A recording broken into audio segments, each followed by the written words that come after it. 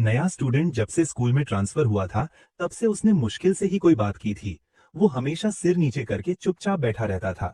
ज्यादातर लोग तो उसे नोटिस भी नहीं करते थे, पर लड़कियां जरूर उसे देखती रहती थीं।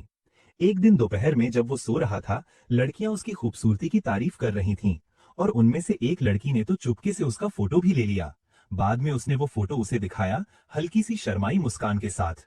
ठीक उसी समय उस लड़के का बॉयफ्रेंड अंदर आ गया। उन्हें साथ देखकर उसने नए लड़के का मजाक उड़ाना शुरू कर दिया कि वो कितना चुप रहता है, कितना दुबला है। लड़की ने बेपरवाही से उसे कहा कि टॉक्सू, बस जाकर बैठ जाओ, क्लास शुरू होने वाली है। बाद में टॉक्सू ने देखा कि उसकी गर्लफ्रेंड फिर से उस नए लड़के की तरफ ध्यान दे रही है। वो उसे हवा कर रही थी। उसने तो टॉक्सू की तरफ देखा तक नहीं, बस जॉन के पास बैठ गई। यही सोचते सोचते टॉक्सू गेम पर ध्यान नहीं दे पाया, और अचानक एक गेंद उसके चेहरे पर जोर से आ लगी। शुरुआत में उसने हंसकर बात टाल दी और जोड़ा पर एक ठंडी निगाह डाली। लेकिन गेम खत्म होते ही टॉक्सू ने उस बच्चे का सिर साफ कर दिया जिसने गेंद मारी थी, क्योंकि कोई भी उसे सबके सामने शर्मिंदा नहीं कर सकता। किस्मत से यही वो जगह थी जहां जीसन स्नैक्स लेने के बाद आता था, तो उसने सब कुछ देख लिया। ये समझकर टॉक्सू ने जियून को भी ऐसी ही हेयर कट देने की धमकी दी, लेकिन एमसी ने कोई प्रतिक्रिया नहीं दी, बस शांत निगाहों से उसे देखता रहा। टॉक्सू ने कोशिश की, पर वो उसके मन में डर तक नहीं डाल पाया। इसलिए वो पीछे हट गया, बोला कि वो ये सब ड्रामा इसलिए नहीं करेगा क्योंकि लड़कियां उसे तंग करेंगी। उस रात जब जेसन घर जा रहा था, दो लड़के उसके रास्ते में आकर बोले कि गर्ल का बॉयफ्रेंड उसे बुला रहा है। जीसन वहां पहुंचा तो बॉयफ्रेंड ने लड़की का फोन दिखाया। उसका वॉलपेपर वही फोटो था जो लड़की ने जीसन की चुपके से ली थी। लड़की ने बात हल्की करते हुए कहा कि इसका कोई मतलब नहीं है और जीसन को बस चले जाना चाहिए। बॉयफ्रेंड गुस्से से भर गया। उसने लड़की को जोर से थप्पड़ मारा और वो जमीन पर गिर गई। वो चिल्लाया कि तुम मेरी तरफ होने की बजाय उसकी तरफ क्यों हो। लड़की ने साफ कहा, तुम मेरे बॉयफ्रेंड बनने के लायक नहीं, तुम वैसे ही हमेशा दूसरी लड़कियों के साथ पार्टी करते रहते हो। ये सुनकर वो गुस्से में उसे पेट में लात मार देता है। वो एक और वार करने ही वाला था कि जीसन ने उसका हाथ पकड़कर रोक लिया। बॉयफ्रेंड ने पूरी ताकत से जीसन पर मुक्का मारा, लेकिन उससे कोई फर्क नहीं पड़ा। उसने फिर हमला किया तो जीसन ने तेजी से बचते हुए एक जोरदार मुक्का मारा और वो सीधे जमीन पर गिर गया। आसपास के सब लोग चुप हो गए डर से। बाकी पुलिस भी उस पर टूट पड़े, पर जीसन ने सबको एक एक करके गिरा दिया। फिर वो बॉयफ्रेंड की तरफ बढ़ा और उसे लगातार मारता रहा जब तक लड़की बीच में आकर उसे रोक ना ले। उसी पल लड़की को समझ आया कि ये शांत लड़का अंदर से कितना गहरा अंधेरा लिए घूम रहा है। अगले दिन स्कूल से निकलते समय लड़की ने एक डरावना दृश्य देखा। कुछ लड़के जीसन को घसीटते हुए टाटू के पास ले जा रहे थे। वो एक पल रुकी, समझने की कोशिश की, पर फिर उसने खुद को रोका नहीं। उसने तुरंत उनका पीछा किया, छतरी हाथ में कसकर पकड़ी, दौड़कर कोने में छुपी और देखने लगी। झांक कर देखा तो जेसन उन लड़कों को घूंसों और लातों से भयंकर तरीके से पीट रहा था। वो जैसे किसी आउट ऑफ कंट्रोल जानवर की तरह लड़ रहा था, और लड़के दया की भीख मांग रहे थे। अरे ये सब देखकर डर से जम गई। जब जेसन वहां से निकल रहा था, उसका चेहरा अभी भी शौक में था, और वो उसी जगह से गुजरा जहां लड़की छतरी पकड़े छुपी हुई थी। दोनों की नजरें एक पल के लिए मिली। उसने उसे छतरी के नीचे आने का इशारा किया, लेकिन जीसन बस मुड़ा और बारिश में भीगता हुआ चला गया। अगली सुबह स्कूल में बच्चों ने देखा कि टू नहीं आया है। उसकी अनुपस्थिति आम थी, लेकिन जीसन का न आना सबको खटक रहा था। याना की दोस्त उदास थी। उसे लगता था कि जीसन के बिना सब खाली खाली लगता है। वहीं दूसरी तरफ वो लड़का जिसने जीसन की लड़ाई देखी थी, किसी आदमी को सारी घटना बता रहा था। वो आदमी ये सुनकर हैरान था कि टॉक्सू की इतनी पिटाई हुई है कि वो हॉस्पिटल में है। लड़के ने बताया कि टॉक्सू के चेहरे में फ्रैक्चर्स हैं और वो किसी को फेस नहीं करना चाहता क्योंकि उसे शर्म आ रही है। उसने ये भी बताया कि 4 और लोग जख्मी हुए हैं। आदमी ने पूछा, ऐसा कौन है जो टॉक्सू को ताकत में हरा सकता है? लड़के ने जवाब दिया, एक लड़का है, जीसन, ट्रांसफर स्टूडेंट, जो बोलता ही नहीं, इसलिए कोई उसके बारे में कुछ जानता नहीं। आदमी को यह सुनकर धक्का लगा कि 4 लड़के किसी अननोन लड़के से हार गए। उसके एक आदमी ने उस लड़के की गर्दन पकड़ ली और पूछा कि क्या वो इसलिए लड़ाई में नहीं गया क्योंकि उसे चोट लगने का डर था। उसने कहा कि वो इसलिए नहीं गया क्योंकि 5 बनाम 1 लड़ाई उसे सही नहीं लगी। उसने लड़के को दीवार पर पटक दिया। फिर बॉस जैसा आदमी पूछता है कि जेसन कहाँ से ट्रांसफर हुआ है। लड़का बोला, किसी को नहीं पता, वो लिटरली कभी नहीं बोलता। मोटा सा आदमी उसे थप्पड़ मारकर बोला कि वो किसी काम का नहीं है। उसने पूछा कि क्या जीसन में कोई ऐसी खास बात है जिससे उसे तुरंत पहचाना जा सके। लड़का थोड़ा शर्माया और बोला, वो इतना हैंडसम है कि लड़कियां उसे मॉडल लाइक समझती हैं, ऊपर से रिच भी लगता है। मोटा आदमी फिर उसे मारता है और पूछता है क्या वो उससे प्यार करता है। फिर भी बॉस बस इस मिस्टीरियस और साइलेंट लड़के के बारे में समझने की कोशिश कर रहा था, जो ताकतवर भी था और दिखने में भी अलग। अगले दिन स्कूल की नॉर्मल रूटीन में जीसन अपने लॉकर की तरफ गया। वो लड़का दूर से उसे छुपकर देख रहा था। क्योंकि उसे बॉस ने ही ये काम दिया था। उसे मानना पड़ा था, वरना और मार पड़ती। जीसन ने अपना लॉकर खोला, वो लगभग खाली था। अंदर पड़ा फोन वाइब्रेशन कर रहा था।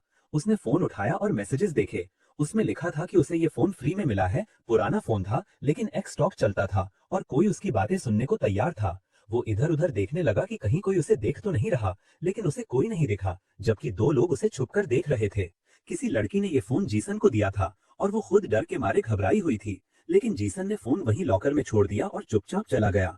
लड़का जो उसे देख रहा था फोन उठा लेता है और जांचने लगता है कि फोन अनलॉक है या नहीं। तभी किसी ने उसे पीछे से धक्का मारा और वो गिर गया। लड़की ने फोन छीना और भाग ली। लड़का गुस्से में सोचता रह गया कि ये अचानक क्या हुआ, कौन थी ये लड़की और आजकल बुलीज इतने तेज क्यों हो गए हैं। उधर यूरी अपनी दोस्त याना को बता रही थी कि उसकी आंट के पूडल ने बच्चे दिए हैं और वो एक पपी अडॉप्ट करना चाहती है, लेकिन उसके पिता मान नहीं रहे। लेकिन याना का ध्यान कहीं और था, वो फिर से खोई हुई थी। यूरी ने पूछा कि क्या वो जीसन को लेकर परेशान है, क्योंकि आज उसका दूसरा दिन था एब्सेंट का। तभी उन्होंने आगे देखा, जीसन आ रहा था, बिल्कुल स्ट्रेट पोस्चर के साथ और चेहरा जैसे बिना इमोशन के। उसे देखते ही याना रुक सी गई। उसने जल्दी से अपना सामान दोस्त को पकड़ा दिया और पूरी रफ्तार से जीसन की तरफ दौड़ी और जाकर उसे कसकर गले लगा लिया। सब लोग स्टन्ड रह गए। उसकी आंखों में आंसू थे। वो उसकी हालत पूछ रही थी और बोली कि वो कभी नहीं भूलेगी कि उसने उसकी जान बचाई थी। दूर खड़ा लड़का ये सब देखकर कंफर्म कर लेता है कि लड़कियां सच में जीसन पर मरती हैं। वो लड़का अपने फोन में जिसन के बारे में फैक्ट्स नोट कर रहा था, कि वो थोड़ा देर से आया, कि लड़कियां उसे पसंद करती हैं और ये भी कि वो अब भी किसी से बात नहीं करता। दिन के अंत में जब स्कूल खत्म हुआ, एमसी हमेशा की तरह उसी रास्ते से घर जा रहा था। उसी रास्ते पर कुछ आदमी उसका इंतजार कर रहे थे। जैसे ही उन्होंने लड़के को देखा, उनमें से एक ने नोट किया कि ये बाकी बच्चों से बिल्कुल अलग लगता है। उसने सीटी मारकर अपने साथी को इशारा किया। दोनों स्कूटर पर उसके पीछे चलने लगे। उन्होंने उसे बीच में घेर लिया ताकि वो कहीं भाग न सके। उन्होंने पूछा कि क्या वो जिसन है। जैसा हमेशा होता है, लड़का चुप ही रहा। उसकी यही चुप्पी साबित कर देती है कि वो वही है जिसे वे ढूंढ रहे थे। उनमें से एक आदमी ने उसे बाइक पर बैठने का आदेश दिया और बोला कि वो उसे लेने आया है। उसने पूछा कि क्या जिसन ने कभी डेसो टेक्निकल हाई स्कूल के कॉम डोयल का नाम सुना है। उसने बताया कि दूसरे ईयर में पहुंचते ही कॉम डोयल लेजेंड बन गया था, स्कूल के टॉप 3 में, और वहां कोई ऐसा नहीं था जो उसे ना जानता हो, क्योंकि डेसो की दुनिया तो जिसन के स्कूल से बिल्कुल अलग थी। उनका स्कूल तो बस नर्ड्स का ठिकाना था। उस आदमी ने कहा कि कैंग उससे मिलना चाहता है, इसलिए डरने की जरूरत नहीं, अभी सिर्फ बुलावा है, उसे मारा नहीं जाएगा। लेकिन जिसन एकदम शांत, बिना हिले डुले खड़ा रहा, जिससे वे लोग चिढ़ गए और चिल्लाने लगे कि बाइक पर बैठो। उनमें से एक ने उसकी बैकपैक पकड़ ली और धमकी दी कि वो खुद चलकर बाइक पर बैठे, वरना वो इस हालत में पहुंचा दिया जाएगा कि चल भी ना पाए। लेकिन जिसन ने बस बैकपैक छोड़ दी और सीधा आगे बढ़ गया। इससे हमलावर भड़क उठे और तेजी से उसके पीछे दौड़ पड़े। लड़का तुरंत पहली ही संकरी गली में घुस गया। एक आदमी मोड़ लेते लेते दीवार से टकरा गया, लेकिन दूसरा पीछे लगा रहा। एक बहुत बड़ी सीढ़ी भी उस पीछा करने वाले को नहीं रोक सकी। वो बाइक को लेकर सीढ़ियां चढ़ गया। आधी सीढ़ियों तक पहुंचकर वो जिसन को पकड़ने ही वाला था कि एमसी ने बस एक साधारण सी किक से कूड़े का थैला ऊपर उछालकर बाइक वाले पर फेंक दिया। बाइक वाला संतुलन खोकर पूरे सीढ़ियों से लुढ़क गया और सीधा गिरकर उसी आदमी पर आ गिरा जो अभी दीवार से टकरा कर आया था। सीढ़ियों से बाइक गिरती देख दूसरे आदमी ने घबराकर पूछा, तूने क्या किया? दोनों किसी तरह उठे और फिर लड़के को पकड़ने के लिए दौड़े। उन्हें एक और मोड़ पर जिसन दिखा और वे तेजी से उस ओर बढ़े, लेकिन जब मोड़ पर पहुंचे तो सामने एक और विशाल सीढ़ी थी और आधी सीढ़ियों पर एक लड़का भागता दिख रहा था।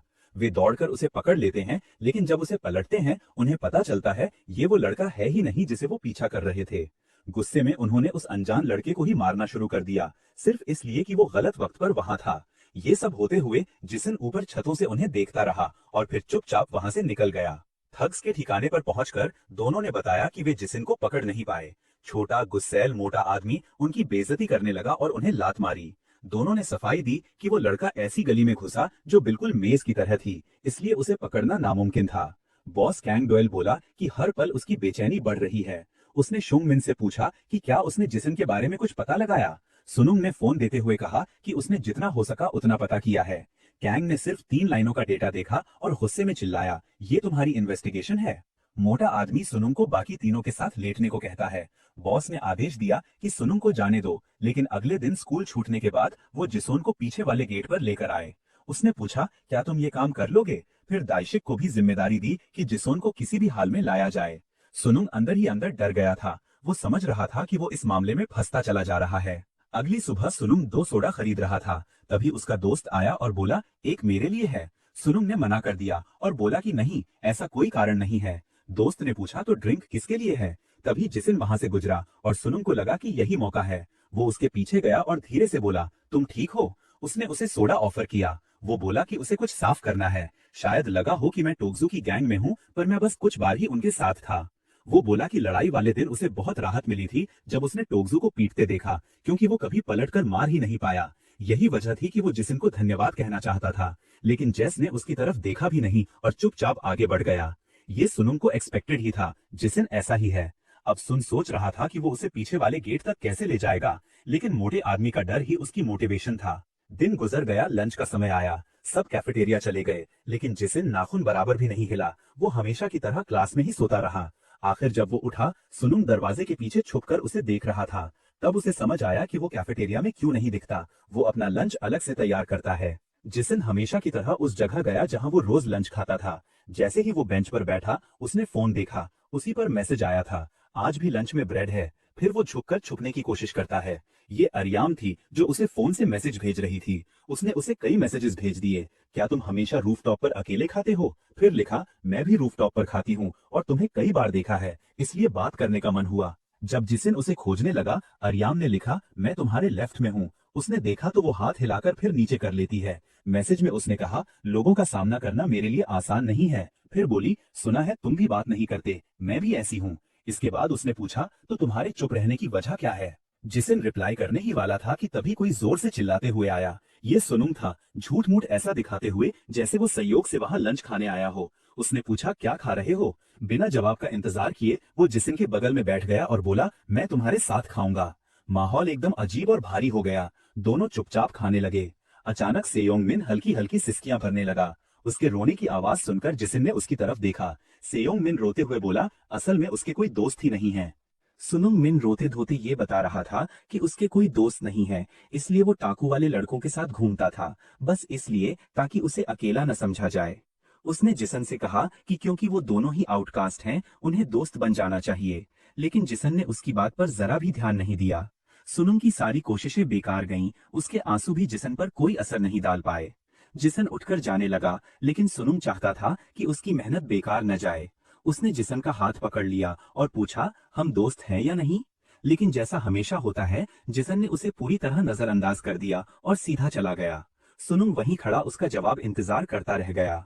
थोड़ी देर बाद जब स्कूल छूटने ही वाला था, दैशिक ने सुनुंग को मैसेज भेजा, कहाँ हो, जेस को अभी तक क्यों नहीं लाए? क्लास खत्म हो रही थी और सुनुंग घबराहट में सोच रहा था कि अब वो क्या करे। वो हार नहीं सकता था, इसलिए तुरंत जिसन को ढूंढने निकल पड़ा। वो उसे कहीं नहीं मिला और उसका डर बढ़ता गया। उसे लगा कि शायद जिजोन पहले ही स्कूल से निकल चुका है। जब वो 5वीं क्लासरूम के पास पहुंचा तो उसे जिजन नहीं दिखा, पर कुछ पल बाद उसने देखा कि जॉन खिड़की के सामने बैठा बाहर देख रहा है, मानो कोई कमर्शियल शूट कर रहा हो। दैशिक के लगातार मैसेजेस देखकर सुनुंग को जल्दी करनी पड़ी। वो जिजन के पास गया और बोला कि उसने अपनी माँ को बताया है कि उसे एक दोस्त मिल गया है, और उसकी माँ इतनी खुश हुई कि उन्होंने उसे अपने काम पर दोनों को बुलाया है। फिर उसने जिजन से पूछा, क्या तुम मेरे साथ चलोगे, बस दिखावे के लिए दोस्त बनकर? सुनुंग को लगा कि माँ का बहाना सुनकर जिजन मना नहीं करेगा, लेकिन जिजन चुप ही रहा। इसलिए सुनुंग खुद ही उसे ले जाने लगा और बोला कि उसकी मॉम के वर्क प्लेस जाने के लिए पीछे वाले गेट से जाना होगा, वो रास्ता छोटा है। सुनुंग जानता था कि इस इलाके में अगर कोई मासूम रहा तो बच नहीं पाएगा। चलते चलते उसने चुपके से दैशिक को मैसेज किया कि वो जिजन को पीछे वाले गेट की ओर ले जा रहा है। जैसे ही वे गुजर रहे थे, दैशिक अचानक जिसन के पास से गुजरा और उसे इतनी जोर से टकराया कि वो लगभग गिर ही गया। फिर उसने बैकपैक पकड़कर उसे संभालते हुए कहा, सावधान रहना चाहिए। फिर ठंडी आवाज में बोला, अगर तुम इतनी आसानी से हार मानने वाले हो तो बॉस ने तुम्हारा इंतजार क्यों किया? इसके बाद उसने जिसन को दीवार पर ऐसे दे मारा जैसे कूड़े का थैला फेंकते हैं। वो बोला, साइलेंट वाले से मिलकर मजा आया। उसने जिसन की गर्दन पकड़कर कहा, चेहरा तो हैंडसम है, पर तुम्हारी स्किल कुछ खास नहीं लगती। तभी जिसन ने अपना पैर दैशिक की छाती पर मारा और खुद को छुड़ाकर नीचे उतरा। उसी दौरान वो छोटा फोन जो उसे मिला था उसकी जेब से निकलकर ड्रेन के पास लुढ़कने लगा। दैशिक फिर हमला करता हुआ बोला, बस इतना ही आता है? जिसन ने अपनी बाहों से पंच रोक लिया, पर इस टक्कर से वो पीछे खिसक कर ड्रेन के बिल्कुल पास जा पहुंचा। उसने तुरंत झुककर फोन पकड़ लिया ताकि वो नीचे न गिर जाए। दैशिक गुस्से से दहाड़ा, अगला वार तुम्हें मिटा देगा। जिसन खड़ा हो गया, लड़ने के लिए तैयार। दैशिक ने पाना मारा, तेरे जैसे दुबले पतले लड़के को इस वजन के फर्क में लड़ने की हिम्मत कैसे आई। उधर दूर खड़ा लड़का जिसने जिसन को यहाँ लाया था गिल्ट में डूबा था। उसे लगा कि दैशिक उसे आसानी से हरा देगा। दैशिक फिर झपटा और बोला कि इस बार जिसन उसका वार रोक नहीं पाएगा, लेकिन जिसन ने चालाकी से अपना बैकपैक ढाल की तरह इस्तेमाल कर लिया। फिर भी वार की ताकत ने उसे दीवार में पटक दिया। दैशिक ये देखकर चौंक गया कि जिसन इतना स्मार्ट है। जिसन ने फौरन बैकपैक खाली कर दिया। दैशिक चिल्लाता हुआ फिर उसकी तरफ दौड़ा, ये ट्रिक दोबारा नहीं चलेगी। लेकिन इस बार जिसन ने बड़ी आसानी से उसका वार डॉज कर लिया और एक झटके में बैकपैक की पट्टी दैशिक के पैर में फंसाकर पूरी ताकत से खींच दिया। मोटा आदमी जमीन पर ऐसे गिरा जैसे कोई बोरा पटक दिया हो। दैशिक उठने की कोशिश कर रहा था कि तब तक जिसन ने अपना अगला वार तैयार कर लिया। एक सटीक किक उसके चेहरे पर पड़ी, सीधी, साफ, बहुत ताकत से। दैशिक को समझ ही नहीं आया कि इतने दुबले लड़के में इतनी ताकत कहां से आ रही है। दूर छुपा लड़का ये सब देखकर दंग रह गया। उसे भरोसा ही नहीं हुआ कि दैशिक इतनी बुरी तरह पिट गया है। दैशिक जमीन पर पड़ा था, चेहरा सूजा हुआ। जिसन ने तिरस्कार भरी नजर से उसे देखा और अपना फोन उठाने लगा। तभी दैशिक अचानक झपट कर उठा और चिल्लाया, लड़ाई अभी खत्म नहीं हुई। उसने एक जोरदार पंच जिसन के सीने पर मारा जिससे जिस गिर गया। दैशिक ने फोन उठाया और पूछा, ये डिवाइस सच में इतना जरूरी है तेरे लिए? वो बोला, मैं इसे ले जा ही रहा हूँ और उसे जिंदा लेकर जाना है जहाँ बॉस इंतजार कर रहा है।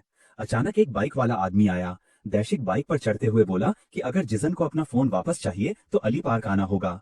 जाते जाते उसने कहा, वहां तुम्हारा स्वागत इंतजार कर रहा है। डरता सहमता छोटा लड़का दौड़कर जिसन के पास आया और पूछा कि वो ठीक है या नहीं। उसे हैरानी हुई कि जिसन को कोई चोट नहीं लगी। उसने पूछा, अब तुम क्या करोगे? फोन में कुछ गलत चीजें होंगी तो तुम्हारी प्राइवेट बातें सबके सामने आ जाएंगी।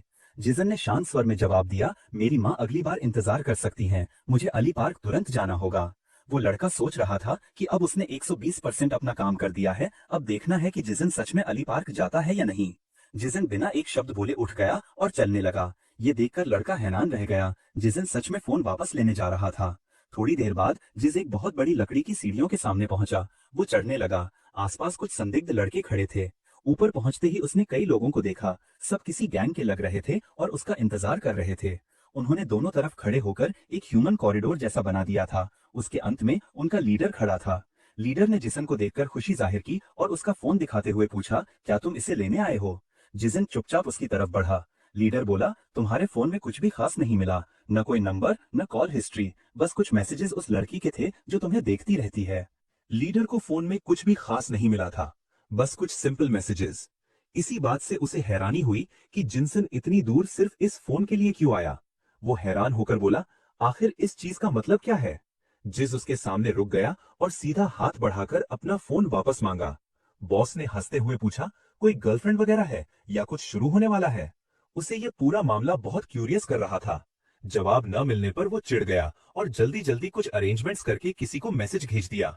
उधर दूसरी तरफ अरियाम को कुछ मैसेजेस मिल रहे थे, जिस पार्क के नाम से भेजे गए, जिनमें लिखा था कि अगर तुम यहाँ आओगी तो तुम मेरी गर्लफ्रेंड बन जाओगी। अगर वो इस मैसेज को पढ़कर वहां पहुंचती तो इसका मतलब साफ था कि अरियाम सच में जिनसन के लिए बहुत फीलिंग्स रखती है। बॉस ने मजाक में कहा, अगर जिस और वो लड़की कपल बन गए तो आफ्टरवर्ड मुझे कुछ मिठाई देना। लेकिन जिनसन ने एक शब्द भी नहीं कहा, बस हाथ फैलाकर अपना फोन वापस लेने का इंतजार करता रहा। असलांत ने पूछा, क्या तुम सच में इसे इतना चाहते हो? फिर बोला कि उसके आदमी को उसे यहाँ लाने में भी कितनी मुश्किल हुई थी। उसने टॉक्सू के बारे में भी कहा कि वो हमेशा ओवर रिएक्ट करता है और कभी न कभी भारी मुसीबत में पड़ेगा, पर फिर भी वो एलिमेंट्री स्कूल में उसका क्लासमेट रह चुका है। फिर उसने पूछा, क्या तुम सच में इसके नतीजे झेलने के लिए तैयार हो? लड़का बिल्कुल चुप रहा और बॉस उसकी इस स्टोन लाइक साइलेंस से इतना प्रभावित हुआ कि मुस्कुरा उठा। फिर बॉस ने शर्त रखी, अगर तुम मेरे हेंचमैन को सहन कर गए तो मैं तुम्हारा फोन वापस कर दूंगा। और तुम जैसे ट्रांसफर स्टूडेंट को शायद पता नहीं कि इस नेबरहुड में हायरार्की की लड़ाइयां कितनी खतरनाक हैं। टॉक्सू से भिड़कर तुम ऑलरेडी पावर स्ट्रगल में कदम रख चुके हो। अब देखते हैं तुम में क्या दम है। बस इतना सुनते ही एक मोटा तगड़ा आदमी बदले की आग में भड़का हुआ जिनसन की तरफ झपट पड़ा। उसने जोर का पंच मारा, लेकिन जिनसन ने बड़ी आसानी से डॉज कर लिया। इससे वो हैवी असलांत और गुस्से में हो गया और बाकी हेंचमैन को चिल्लाकर बोला, इसको मुक्कों से मारो। सारे लोग एक साथ टूट पड़े। जिनसन चाहे जितना डॉज कर ले, अटैकर्स इतने थे कि कुछ वार उस पर पड़ ही गए। वो सिर्फ हाथ रोकता था, काउंटर अटैक बिल्कुल नहीं कर रहा था। फिर वो लड़खड़ाकर गिर गया और जैसे ही वो एक आदमी के पैरों के पास पड़ा, उस आदमी ने उसके चेहरे पर एक जोरदार पंच दे मारा। बाकी ने भी मौका पाकर उसे लाते मारना शुरू कर दी। बॉस चुपचाप देखता रहा, सोचता हुआ कि ये लड़का सिर्फ बचाव ही क्यों कर रहा है। लगता था जैसे हायरार्की फाइट में उसकी कोई इंटरेस्ट ही नहीं है। उसके बगल में खड़ा एक आदमी बोला, इतनी मार खा रहा है फिर भी एक आवाज नहीं निकाली। उसने पूछा, क्या ये अपनी जान गंवाना पसंद करेगा, पर एक शब्द नहीं बोलेगा। बॉस की क्यूरियोसिटी और बढ़ गई, वो इस चुप लड़के की आवाज सुनना चाहता था। फिर उसने घोषणा की, जो भी इस लड़के से चीख निकलवा दे उसे limited edition Nike air Jordan दूंगा। ये सुनकर गैंग और उग्र हो गई और बदस्तूर बरस पड़ने लगी। जिनसन बस खुद को बचाता रहा। बॉस फिर गरजा, जिनसन अपनी असली ताकत दिखाओ, साबित करो कि तुम रेयर आइटम हो। उसी वक्त दाइशिक आया और बाकी को पीछे हटने को कहा। उसने आते ही जिसको एक और तेज किक मारी और चैलेंज करते हुए बोला, कहाँ गया वो मोमेंटम जो अभी दिखा रहे थे। जिनसन की हालत एकदम खराब दिख रही थी, चेहरा सूजा, खून लगा, वो जमीन पर गिर पड़ा। तभी एक और थग एक बड़ा सा पत्थर उठाकर बोला, अब ये जरूर चीखेगा, मुझे इसकी शक्ल कभी पसंद नहीं आई, आज खत्म कर देता हूँ। लेकिन बॉस ने उसके हाथ पर जोरदार किक मारी, पत्थर छूट गया। वो गुस्से में बोला, क्या अपनी जिंदगी से खेल रहा है तू, इतनी हरकतें। बॉस ने जिनसन को कॉलर से पकड़कर ऊपर उठाया, चेहरा उसके सामने लाकर पूछा, तुम्हें मार खाकर मजा आता है, क्या छुपाने की कोशिश कर रहे हो? ये सब तब तक नहीं रुकेगा जब तक तुम अपनी असली कीमत साबित न कर दो। इधर वो लड़का जिसने जिनसन को यहाँ ट्रैप में फंसाया था, डरते हुए दूर से सब देख रहा था।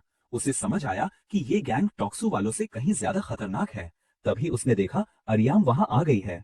उसी समय बॉस के हाथ में पकड़ा फोन वाइब्रेट हुआ। मैसेज में लिखा था, जिनसन को छोड़ दो। बॉस ने तुरंत आसपास निगाह दौड़ाई और उसे लड़की दिख गई। फोन पकड़े घबराई हुई। बॉस ने कहा, अब शायद तुम्हें लड़ने की मोटिवेशन मिल जाएगी, तुम्हारी फ्यूचर गर्लफ्रेंड आ गई है।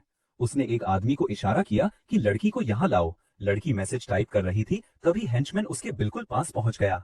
उसने उसका हाथ पकड़ लिया। उसकी खूबसूरती देखकर वो खुद चौंक गया। लड़की छूटने की कोशिश करती रही, पर उसने उसे और कसकर पकड़ लिया। कहाँ जा रही हो तुम? दूर खड़ा लड़का ये सब देखकर कांप रहा था। उसकी क्रश इतनी बड़ी मुसीबत में थी, मगर डर के मारे वो कुछ कर ही नहीं पाया। हेंचमैन लड़की को घसीटकर गैंग के पास लाया और बोला, आओ अपने छोटे बॉयफ्रेंड का चेहरा देख लो। फिर उसने लड़की को लीडर के सामने धकेल दिया। अरियाम और जिनसन की नजरें मिली। दोनों ने एक दूसरे को याद किया, अपनी छोटी छोटी मुलाकातें। लड़की का हाथ नीला पड़ चुका था, वो खुद डरी हुई थी। हेंचमैन उसकी मौजूदगी से प्रभावित थे। मोटा आदमी बोला, तुम यहाँ इसलिए आई हो क्योंकि तुम उस स्काउंड्रल की गर्लफ्रेंड बनना चाहती हो। वो अभी थोड़ा बिजी है, उसे सबक दिया जा रहा है। लड़की ने फोन से मैसेज टाइप किया, वो बस मेरा दोस्त है, उसे जाने दो। बॉस ने पूछा, तुम बोल क्यों नहीं रही, तुम्हारा नाम क्या है? वो चुप रही। बॉस ने देखा कि दोनों में एक बात कॉमन है, साइलेंस। बाकियों ने मजाक उड़ाना शुरू कर दिया, ये दोनों सिर्फ मैसेज से बात करते हैं, कितने अजीब लोग हैं। बॉस ने कहा, फर्क नहीं पड़ता किसने किया, पर किसी एक को तो इन्हें बोलवाना ही होगा, और जो भी ये कर देगा उसे इनाम मिलेगा। मोटे वाले थग ने पूछा कि क्या लड़की भी रिवॉर्ड के लिए क्वालिफाई करती है? बॉस ने कहा, हाँ। बस इतना सुनते ही सारी गैंग लड़की को घेर लेती है। वो उसके ऊपर गंदे कमेंट्स करते हुए उसे परेशान करने लगते हैं। कहते हैं कि ये बोलती नहीं तो मना भी नहीं करेगी। कुछ लोग उसके हाथ पकड़ लेते हैं और कुछ उसके बाल खींचते हैं। उधर जिसन बस चुपचाप ये सब देख रहा था।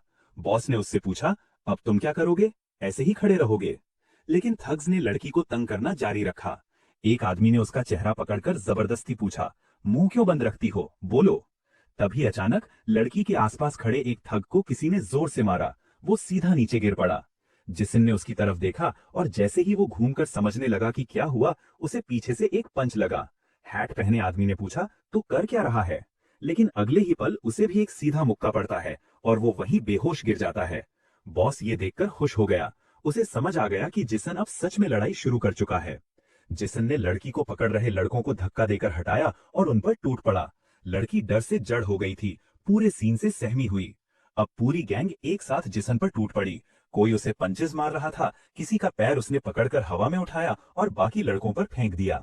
एक थग उस पर कूदकर पकड़ने की कोशिश कर रहा था। जिसन ने उसके बाल पकड़कर उसके चेहरे पर कई बार जमा दिए। एक और थग ने किक मारी। जिसन ने उसे डॉज किया, उसका पैर पकड़कर उसे पटका दिया। तभी मोटा आदमी यानी दाशिक दौड़ता हुआ आया और चिल्लाया, इस बार सभी खत्म कर दूंगा। उधर पैर फंसा हुआ थग जिसन से चीख कर कह रहा था कि उसे छोड़ दो। जिसन ने उसकी ठुड्डी पर किक मारी। थग बेहोश होकर गिर पड़ा। अब जिसन सीधा दाशिक की तरफ बढ़ा। दाशिक ने पंच मारा। जिसन ने डॉज किया और उसके पैर पर चढ़कर मोमेंटम लेते हुए उसके चेहरे पर एक जोरदार नी स्ट्राइक दे मारा। फिर जिसन ने उसके चेहरे पर एक और जोरदार किक मारी, सीधा उसके चेहरे पर। बॉस और खुश हो गया। उसे लगने लगा कि जिसन सच में किसी रेयर टैलेंट जैसा है। लड़ाई जारी रही। दाशिक ने उसे पकड़ लिया था। गुस्से में दांत भी टूट चुके थे और वो बुरी तरह बौखला चुका था। जिसन ने अपनी बाहें ऊपर उठाई और उसके चेहरे पर एल्बोज बरसाने लगा। एक एक वार दाशिक की आंखों और चेहरे पर पड़ रहा था। उसके और दांत टूट गए और आखिरकार वो होश खोकर जमीन पर ढेर हो गया। सारी गैंग ये देखकर हिल गई, क्योंकि किसी ने उम्मीद नहीं की थी कि दाशिक इतनी बुरी तरह हार जाएगा। अब जिसन पूरी गैंग से लड़ रहा था। पंचेस, किक्स, थ्रोज, सब कुछ। वो एक एक करके सबको गिरा रहा था। गैंग लीडर बस खड़ा ये सब देख रहा था। जितना देखता उतना ज्यादा प्रभावित होता जाता। उसे लग रहा था कि ये लड़का उससे भी ज्यादा इंटरेस्टिंग साबित हो रहा है। तभी एक थग ने अरियाम की गर्दन पकड़ ली ताकि जिसन को रोका जा सके। इस दृश्य को देखकर जिसन की आंखों के सामने एक पुरानी याद चमकी। एक और महिला किसी आदमी के हाथों पकड़ी हुई मदद के लिए उसे पुकार रही थी। ये मेमोरी उसके अंदर का गुस्सा और बढ़ा देती है। जिसन क्रोध से भरकर उनकी तरफ चलने लगा। थग चिल्लाता रहा कि पास मत आना। एक और आदमी पीछे से हमला करने आया। जिसन ने एक एल्बो में उसे गिरा दिया और फिर बिजली की रफ्तार से अरियाम को पकड़े थग की ओर बढ़ा। थग डर के मारे चिल्लाया, लेकिन उसकी आवाज आधी रह गई, क्योंकि जिसन का पंचिंग ब्लो सीधे उसके चेहरे पर पड़ा। वो जमीन पर गिर गया, पर जिसन रुका नहीं। वो लगातार उसके चेहरे पर पंचेस मारता रहा, ऐसे जैसे उसके अंदर भरा हुआ सारा अंधेरा बाहर फूट रहा हो। गैंग लीडर अब आगे बढ़ा और चिल्लाया, बस करो। फिर बोला, अपना फोन ले लो, तुम डिजर्व करते हो। फिर लीडर बोला, मेरी गैंग ज्वाइन कर लो, मुझे जो चाहिए वो मैं हासिल करके ही रहता हूँ। जिसन गुस्से में उस थग से हटकर सीधे लीडर की तरफ बढ़ा। लीडर डर गया और बोला, तुम क्या कर रहे हो, लड़ाई खत्म हो चुकी है, रुक जाओ। लेकिन जिसन बिना रुके पंच मारने बढ़ा। लीडर ने लड़ाई की स्टांस ली, पंच को डॉज कर लिया। इससे जिसन भी हैरान रह गया। लीडर ने जिसन की ठुड्डी पर एक पंच मारा। जिसन उछलकर जमीन पर गिर गया, लगभग बेहोश हालत में। लीडर शांत आवाज में बोला, मैंने कहा था रुक जाओ। वो जिसन को जमीन पर चुपचाप पड़े देखकर बोला कि उसकी प्रपोजल पर सोच ले, वो बाद में वापस आकर जवाब ले जाएगा। उसने उसका फोन उसके पास फेंक दिया और गैंग को चलने का इशारा किया। नीचे उतरते हुए मोटा आदमी पूछ रहा था, आखिर ये था कौन? फिर बोला, लीडर सच में इस म्यूट लड़के को रिक्रूट करेगा? और बोला, डर लग रहा था उसकी आंखें ऊपर की तरफ पलटते हुए देखकर। लीडर खुद सोच रहा था, जिसन ने जो पंच मारा था वो डॉज तो कर गया, लेकिन उस लड़के की स्पीड इतनी थी कि वो लीडर को स्क्रैप करने में सफल हो गया था। इससे लीडर को यकीन हो गया कि जिसन ओपनिंग्स को पकड़ने में बॉर्न टैलेंट है, और इसलिए वो उसे अपनी गैंग में चाहता था। उधर जिसन और अरियाम उसी जगह रह गए जहां लड़ाई हुई थी। जिसन बेंच पर बैठा, थका हुआ, टूटा हुआ, एनर्जी लगभग खत्म। अरियाम उसकी हालत से बहुत चिंतित थी। अचानक वो मुड़ी और दौड़ती हुई जा रही थी। उसे कुछ करने की जल्दी थी। उसी समय जिसन के फोन पर मैसेजेस आए। लड़की ने लिखा था कि वो दवा लेने गई है और थोड़ी देर में लौट आएगी। जिसन ने सोचा कि लड़की किस मुसीबत में इसलिए फंसी है क्योंकि वो यहाँ आया। उसने थोड़ी देर इस सब के बारे में सोचा, फिर फोन बेंच पर रखकर चुपचाप वहां से चला गया। एक लड़का जो दूर से सब देख रहा था, जिसन से इतना डर गया था कि उसे लगा अगर लड़ाई शुरुआत से 1-on-1 होती तो जिसन अकेले ही सबको खत्म कर देता। उसकी नजर में आखिरकार उसके स्कूल में कोई रियल अद्भुत बंदा आया था। वो बेंच के पास पहुंचा और उसने फोन देखा। पहचान गया कि ये जिसन का है। मैसेजेस पढ़े तो समझ गया कि अरियाम ने भेजे थे, और ये भी कि लड़की जिसन को लेकर फीलिंग्स रखती है। दूर उसे अरियाम दिखाई दी, जिसन के लिए दवा लेकर वापस आती हुई। लड़का सोच में पड़ गया कि अब उसे क्या करना चाहिए, लेकिन हमेशा की तरह डर और कायरपन जीत गया और वो फोन लेकर भाग गया। लड़की बेंच तक पहुंची, वहां न जिसन था न उसका कोई निशान। भागता हुआ लड़का बहुत दूर तक दौड़ गया। चलते चलते फोन फिर वाइब्रेट हुआ। मैसेजेस अरियाम के थे। मैं दवा ले आई हूँ, तुम मेरे आने से पहले ही चले गए, क्या तुम्हारी चोटें ठीक हैं? सुनुंग मिन हैरान था कि जीसन इतना ठंडा सा व्यवहार कैसे कर सकता है। लड़की उसके लिए इतनी चिंतित थी और जीसन तो अपना फोन तक नहीं ले गया। सुनुंग समझ ही नहीं पा रहा था कि उसे क्या करना चाहिए। लड़की लगातार मैसेजेस भेज रही थी। उसने अपना नाम बताया, अपनी क्लास नंबर बताया, फिर जीसन को उस दिन मदद करने के लिए थैंक यू लिखा और पूछा कि क्या वो दोनों धीरे धीरे बात करना शुरू कर सकते हैं। सुनुंग अंदर ही अंदर जल रहा था और उलझन में था। क्या रिप्लाई करे, अनदेखा कर दे या थोड़ी देर के लिए जीसन बनकर प्रिटेंड करे। सोच ही रहा था कि तभी लड़की के फोन में रिप्लाई आया, बस एक छोटा सा हाँ। लड़की स्टन्ड रह गई। उसे यकीन ही नहीं हुआ कि जीसन ने जवाब दिया। अगले दिन सुनुंग मिन अपने दोस्त को वो वीडियो दिखा रहा था जिसमें जीसन अकेले पूरी गैंग से लड़ रहा था। दोस्त ने पूछा, ये वही अनलकी लड़का है जिसकी तुम बुराई करते थे? सुनुंग ने माना कि ये सब उसने अपनी आंखों से देखा और ये बेहद शॉकिंग था। दोस्त बोला, अब तो जीस की पॉपुलैरिटी उछल जाएगी। सुनुंग चिढ़ गया क्योंकि उसे अर्याम पसंद थी और अब उसे लग रहा था कि अर्याम उस बदतमीज जीसन को पसंद करने लगी है। ऊपर से जीसन लड़की को इग्नोर भी कर रहा था। उसे समझ नहीं आ रहा था क्या करे। सुनुंग सोच रहा था कि अब क्या करे, तभी दोस्त बोला, अगर ये वीडियो यूट्यूब पर डाल दूं तो लाखों व्यूज आएंगे। और वो फोन लेकर भागा। सुनुंग पीछे दौड़ पड़ा, मेरा फोन वापस दे। भागते भागते वो एक लड़के से टकराया, उसकी टाई क्लिप गिरा दी। सुनुंग ने जल्दी से उठाकर ठीक करने की कोशिश की। वो लड़का था किम जिनवू, दूसरे ईयर का स्टूडेंट और बैकडोंग हाई में दूसरा सबसे बड़ा नाम। डर के मारे सुनुंग कांप गया। किम ने उसे थप्पड़ मारा और चला गया। उसके साथ खड़े बल्कि आदमी ने चेतावनी दी, सीधा रहो। सुनुंग का दोस्त बोला, भाई एक थप्पड़ में बच जाना भी बड़ी बात है, वो तो पूरा पागल फाइटर है। तभी उसने देखा कि याना जीसन के पास जाकर उसकी बैंडेजेस देखकर पूछ रही है कि ये सब क्या हुआ। जीसन की बढ़ती पॉपुलैरिटी देखकर सुनुंग और जल गया। अरी और याना दोनों उस पर फिदा लग रही थीं। अरी वहां से गुजर रही थी। सुनुंग ने उससे बात करने की कोशिश की, लेकिन उसने कोई ध्यान नहीं दिया। उसे समझ आया अरी तक पहुंचने के लिए जीसन तक पहुंचना पड़ेगा। दूसरी तरफ सुनुंग का दोस्त छुपकर जीसन की फाइट वाला वीडियो यूट्यूब पर पोस्ट कर चुका था। उधर जिनका सिर टॉक्सू ने शेव किया था, उन्हें दूसरे बच्चे चिढ़ा रहे थे। उसके सिर के पीछे मार्कर से चेहरा बना दिया गया था और मजाक कर रहे थे कि अब वो ज्यादा हैंडसम लग रहा है। बेचारा गोमान शर्मिंदा था, लेकिन बुलिंग रुकी नहीं। एक लड़के ने कहा कि अब से उसे सिर्फ पीछे की तरफ चलना होगा। मार खाने के डर से वो मान गया और अंधाधुंध उल्टा चलता रहा। उसे पता ही नहीं था वो कहाँ जा रहा है। अचानक उसके पीछे सीढ़ियां आ गईं और वो गिरने ही वाला था कि जीसन ने झटके में उसे पकड़ लिया और गिरने से बचा लिया। याना उसके साथ थी। उसने पूछा, तुम ठीक हो? लेकिन जैसे ही उसने उसके सिर के पीछे वो ड्रोन फेस देखा, वो हंसी रोक नहीं पाई। गोमान परेशान था, लेकिन जीसन को ये मजाक बिल्कुल भी फनी नहीं लगा और गोमान ने मन ही मन जीसन को धन्यवाद कहा कि उसने उसका साथ दिया। कुछ देर बाद जिम में दो लड़के लड़ रहे थे और बाकी बच्चे उन्हें चीयर कर रहे थे। बेट्स लग रहे थे। लड़ाई जैसे कोई शो बन चुकी थी। किम जिनवू को ये फाइट बोरिंग लग रही थी। तभी किसी ने उसका फोन पकड़ाया, जिसमें वही वीडियो था जो सुनुंग के दोस्त ने पोस्ट किया था। व्यूज लगातार बढ़ रहे थे। किम ने पूछा, ये लड़का हमारे स्कूल का है? किसी ने कहा, शायद हाँ, यूनिफॉर्म तो यही लग रही है, लेकिन वीडियो इतना दूर से शूट किया गया कि चेहरा साफ नहीं दिख रहा। किम बोला, अगर ये सच में हमारे स्कूल का है तो ये बड़ा हिट होने वाला है। उसने जिम में सबको चिल्लाकर पूछा, क्या कोई जानता है कि कोई नया ट्रांसफर स्टूडेंट आया है? एक लड़का बोला, अगली क्लास में एक क्वाइट लड़का है, क्लास 5 में, और सुनने में आया है कि टॉक्सू हॉस्पिटल में इसलिए पड़ा है क्योंकि उसी लड़के ने पीटा था। किम ये सुनकर एक्साइटेड हो गया। उसने अपने आदमी को भेजा कि उसके बारे में सब पता करे। लंच टाइम में कुछ लड़कों ने गोमान को बुलाया, लेकिन उसने बहाना मार दिया। जब जीसन बाहर निकला, गोमान उसके साथ चिपक गया। बोला कि उसने उसके लिए ब्रेड खरीदी है और पूछा कि क्या वे साथ खा सकते हैं। जीसन ने ना हाँ कहा ना ना, तो गोमान उसके साथ चलता गया और बोला कि हम कभी कभी साथ खा सकते हैं। रूफटॉप पर पहुंचे तो देखा सुनुंग वहां पहले से इंतजार कर रहा था, लेकिन गोमान को जीसन के साथ देखकर सुनुंग उलझ गया। दोनों दावा कर रहे थे कि वो जीस के साथ खाने आए हैं। सुनुंग ने गोमान के शेव्ड हेड पर बना फनी फेस देखा और हंसी रोक नहीं सका। कहा कि तुम हमेशा फनी रहोगे। गोमान ने दुख से कहा, मैं फनी बनने की कोशिश नहीं कर रहा, ये मेरे साथ हुई वायलेंस का नतीजा है, सच को छिपाया नहीं जा सकता। फिर उसने कहा, मेरी फोटो खींच दो। सुनुंग को समझ नहीं आया क्यों, लेकिन उसने फोटो ले ली। तभी सुनुंग की पॉकेट में रखा जीसन का फोन वाइब्रेट हुआ। वो थोड़ा दूर जाकर बोला, तुम लोग खाना शुरू करो, मैं अभी आता हूँ। उसने फोन निकाला, उसमें अर्याम का संदेश था, गुड लंच जीहॉन।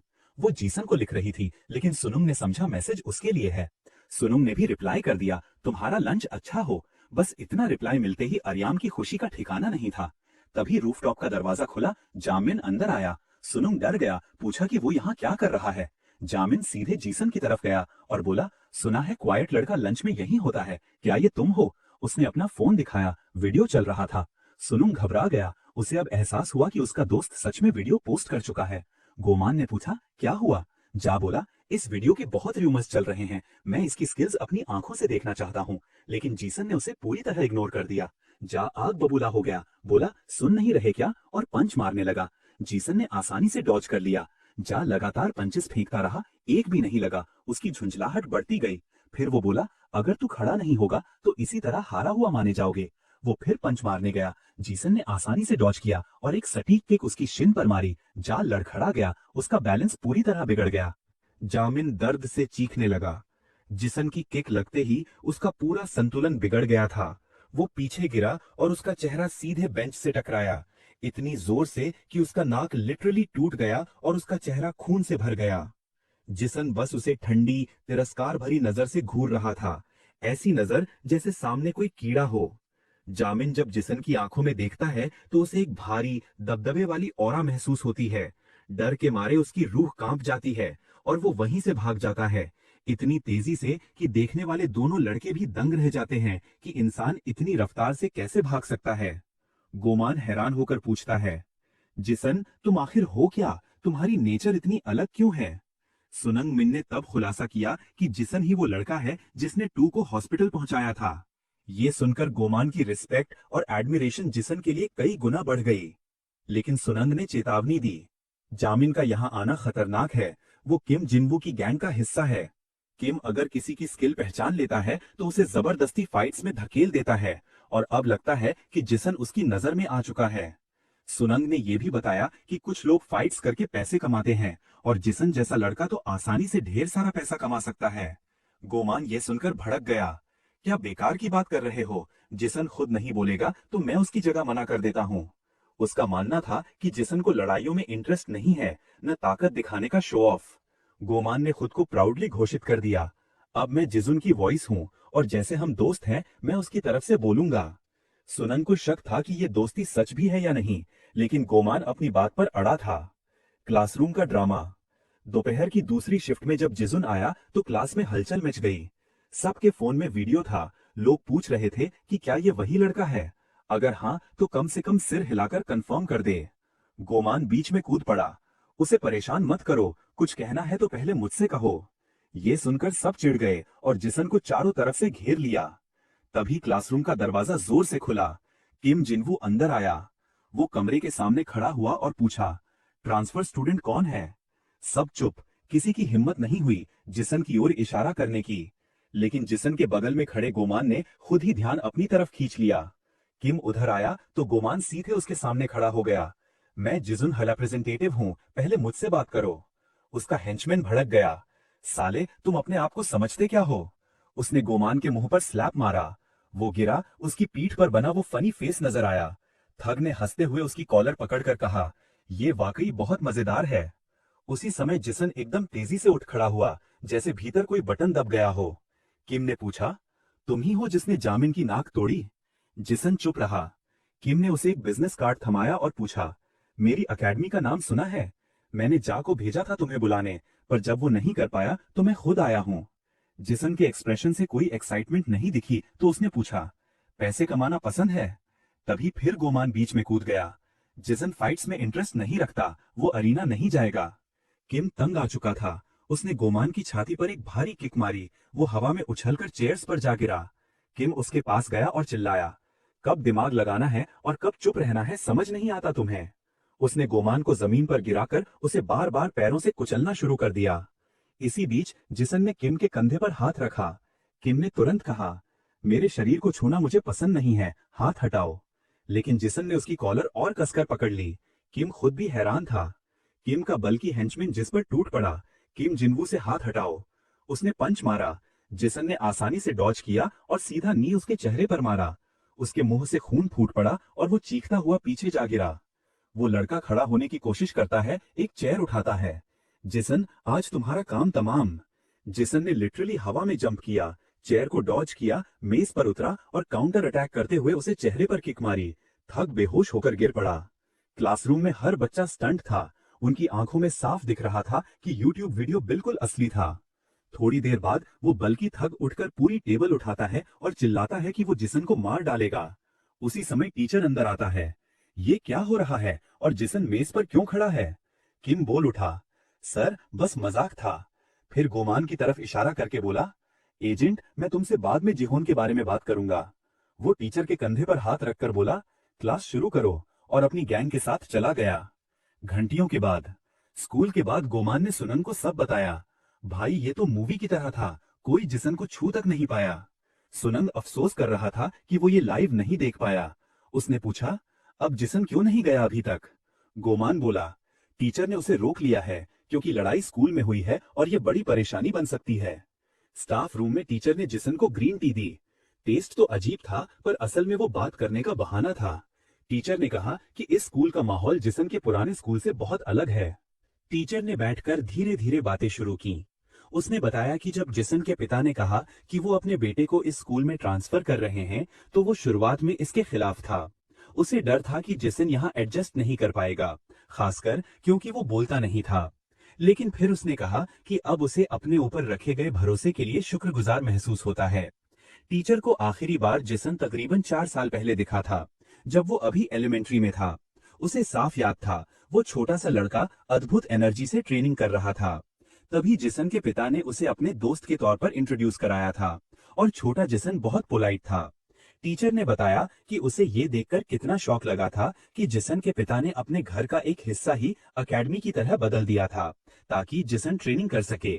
ट्रेनिंग खत्म होने पर वे दोनों बाहर साथ में ड्रिंक करने गए थे, अपनी मुलाकात सेलिब्रेट करने के लिए। जिसन उस समय एक बेहद ब्राइट लड़का था, सब कुछ शांति से डिसिप्लिन के साथ करता हुआ। फिर टीचर बोला, मुझे नहीं पता कि इन 4 सालों में क्या हुआ जो ये लड़का ऐसी जगह पर आ गया। मैंने दूसरे टीचर्स से कह दिया है कि वो उसे ज्यादा परेशान ना करें, लेकिन स्टूडेंट्स से उसे खुद ही निपटना होगा। आखिर में टीचर ने कहा, उसके पिता ने उसे इतना स्ट्रांग सिर्फ बॉडी के लिए नहीं बनाया था। एक दिन वो अपनी इस चुप्पी को भी पार कर लेगा। बारिश और जेलसी का तूफान। जैसे ही बच्चे घर जाने लगे, अचानक बारिश शुरू हो गई। त्युंग मिन अपने दोस्त से बोल रहा था कि अब असली खतरा किम जिनवू है, क्योंकि उनके पास जिसन को अट्रैक्ट करने का कोई तरीका नहीं था। तभी जिसन का चुराया हुआ फोन वाइब्रेट हुआ। आर्यम का मैसेज था, क्या तुम्हारे पास अम्ब्रेला है? सुनुंग ने पूछा, क्यों? आरी ने रिप्लाई किया, मैं स्टेशनरी स्टोर के सामने इंतजार कर रही हूँ। सुनुंग वहां पहुंचा और उसने देखा, आर्यम सच में जिसन का इंतजार कर रही थी, बारिश में खड़े होकर। उसके मन में जेलसी उबलने लगी। वो सोचने लगा, अगर मैं जिसन को यहाँ ले आया तो ये दोनों साथ में एक अम्ब्रेला शेयर करेंगे। इतना करीब? नो वे।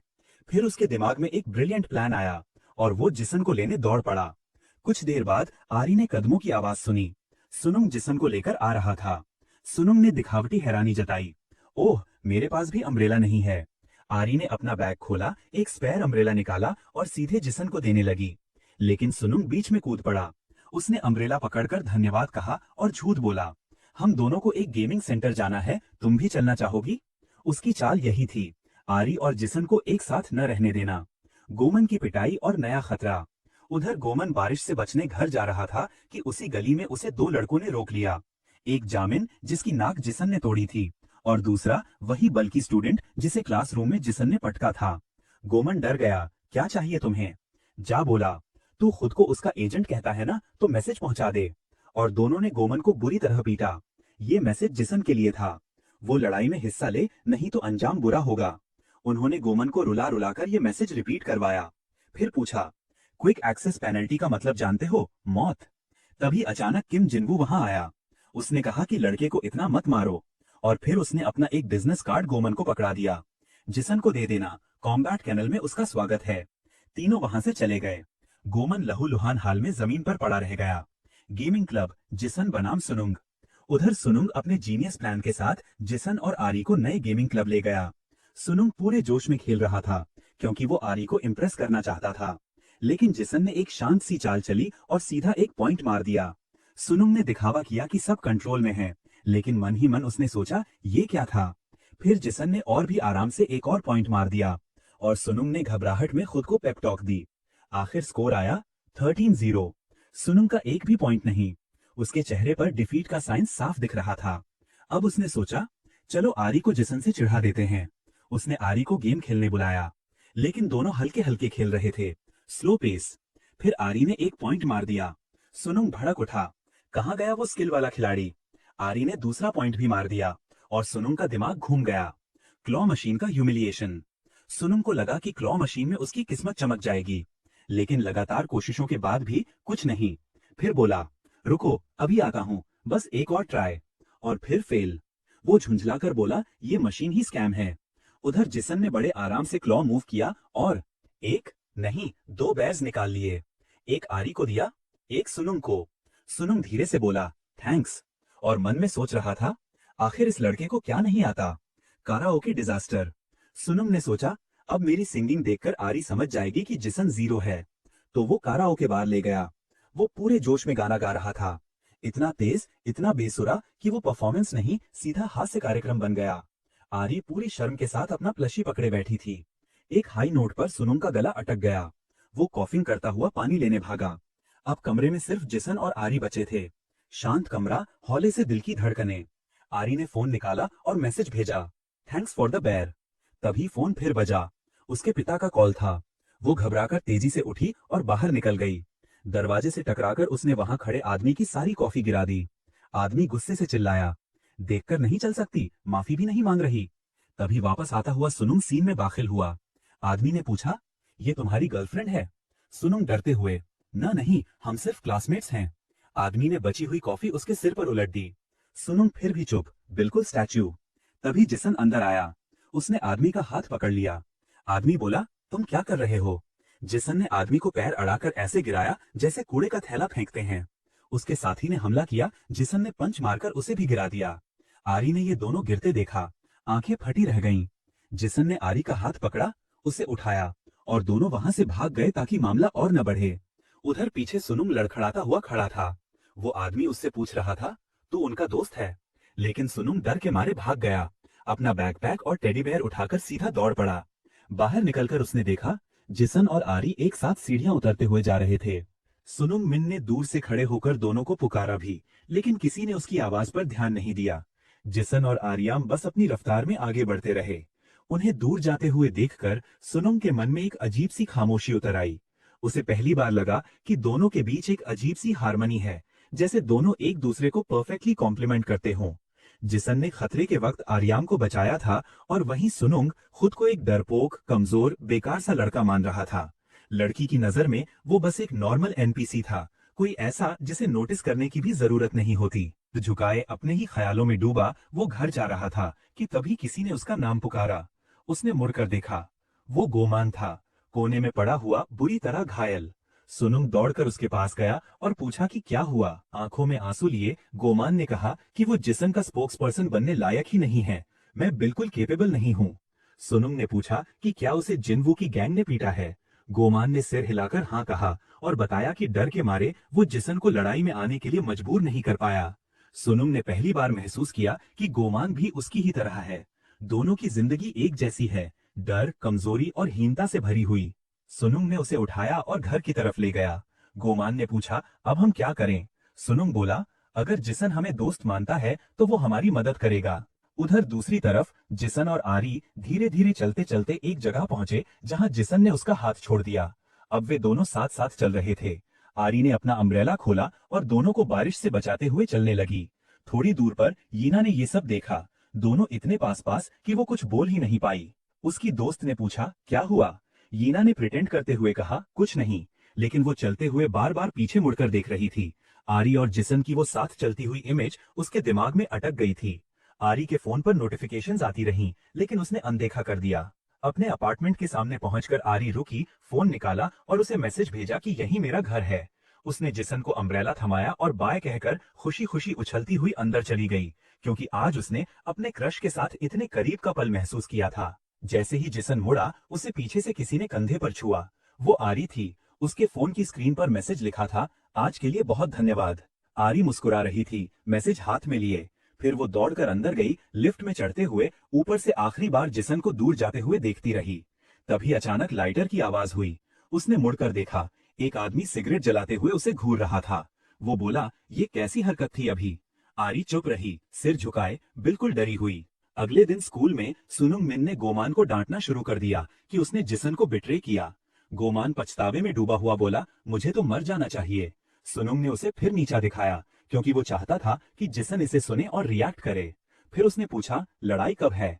गोमान बोला, सैटरडे रात 9 बजे, जिम में। अगर जिसन नहीं आया तो गैंग मुझे मार देगी। दोनों ने जिसन को सिचुएशन समझाने की कोशिश की। उनकी जान उसी पर टिकी थी, लेकिन जिसन बिना कुछ बोले वहां से चला गया। दोनों वहीं खड़े रह गए, डर में डूबे हुए, सोचते हुए कि वो आएगा भी या नहीं। सैटरडे रात फाइट क्लब में भयानक माहौल था। कंपेटिटर्स एक दूसरे को जानवरों की तरह मार रहे थे। हर पंच पर क्राउड पागलों की तरह चिल्ला रहा था। सुनुंग और गोमान कांप रहे थे, सोचते थे कि क्या जिसन सच में आएगा। कमरे वाली बैल्कनी में एक व्यक्ति बैठा सब देख रहा था। वो मेन ऑर्गेनाइजर था। मैच खत्म हुआ और अब मेन इवेंट की तैयारी होने लगी। ऑर्गेनाइजर उत्सुक था, जो लड़का इतना शांत दिखता है असल में कितना खतरनाक फाइटर है। वो सोच रहा था, ली तायुंग पर बेट करूं या जिसन पर। लेकिन आखिर उसने तायुंग पर बेट किया। वो लड़का सच में ट्रेंड हंटिंग डॉग था। तभी उसका फोन बजा। गेट पर एक स्टूडेंट खड़ा था, कोई सवालों का जवाब नहीं दे रहा था। ऑर्गेनाइजर मुस्कुराया। उसे अंदर जाने दो। उसे पता था ये जिसन ही है, और उसकी नजर में ये वो हिम्मत थी जो एक बलि के बकरे में भी होती है। उधर अरीना में फाइट खत्म हुई और विजेता बना मैकचू। किम जिनवू जिसन को खोज रहा था।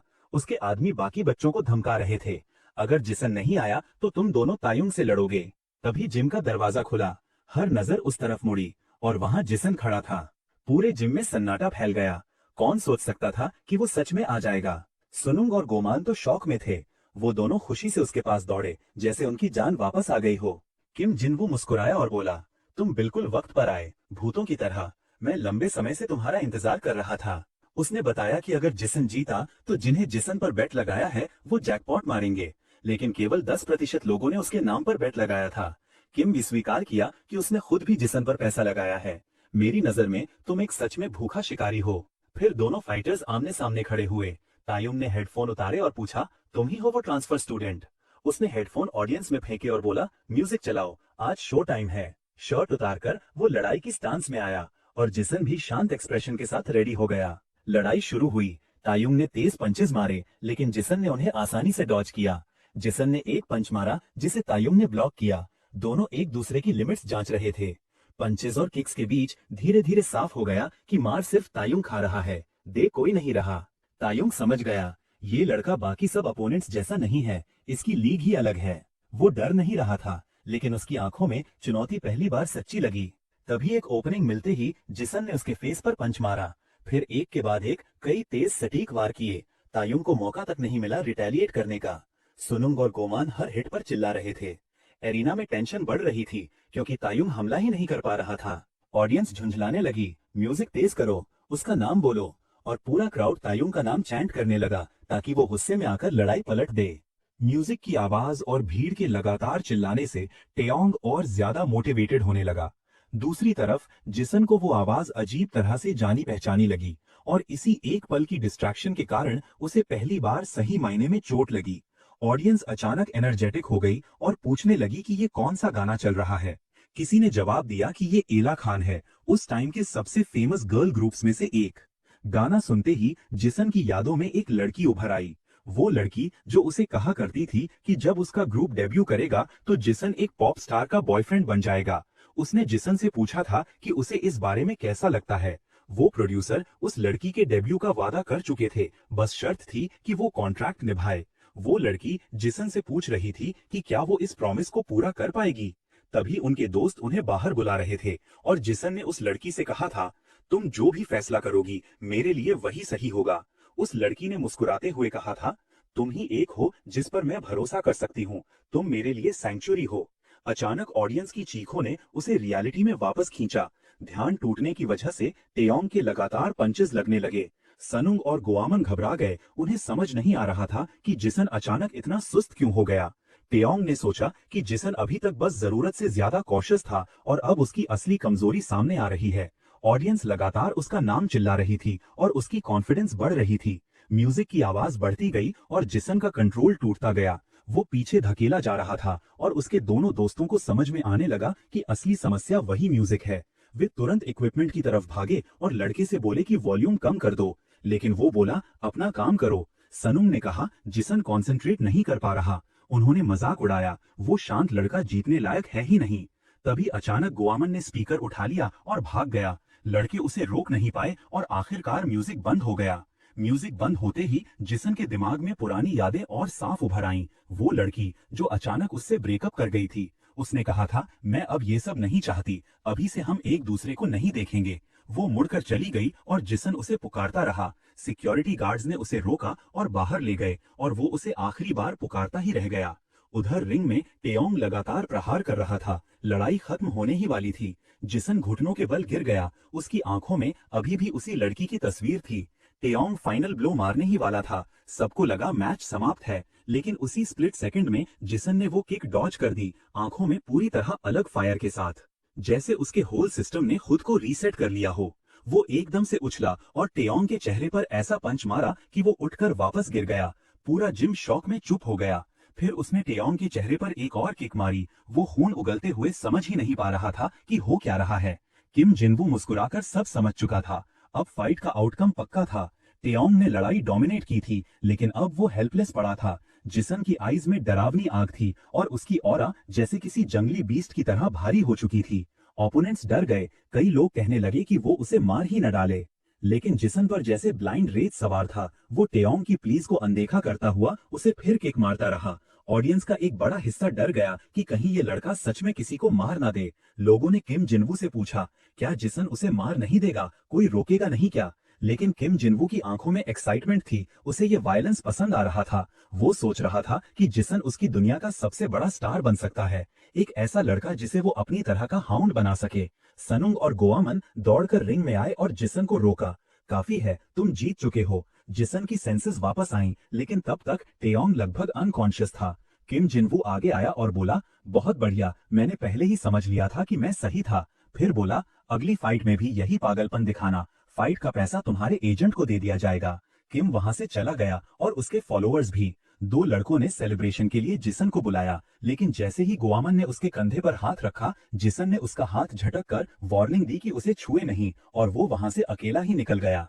थोड़ी दूर एक दुकान के सामने जिसन रुका, क्योंकि स्क्रीन पर आइजैक खान का शो चल रहा था। रिपोर्टर पूछ रहा था कि क्या उसे अपनी पॉपुलैरिटी का एहसास है। आइजैक ने कहा कि फैंस उसके कठिन दिनों में भी उसे प्यार देते हैं और वो उनकी आभारी है। पीछे से सनुंग और गोवामन भी आ गए। उन्हें क्यूरियोसिटी हुई कि जिसन रुक क्यों गया। उन्हें याद आया कि जिसन तभी से अजीब बिहेव कर रहा था जब से एला खान का गाना बजा था। उन्हें लगा शायद जिसन इस सिंगर को नापसंद करता है, और ये सोचकर वो दोनों थोड़ा चौंक गए, क्योंकि गोवामन खुद उसका फैन था। सनुंग ने उसकी मजाक उड़ाई, लेकिन फिर खुद मान लिया कि वो भी उस बैंड को पसंद करता है। कुछ देर बाद जिसन बीच पहुंचा। दोनों लड़के उसका पीछा करते हुए वहीं आ गए। जिसन बेंच पर बैठकर समंदर को देखता रहा, पूरी तरह खोया हुआ।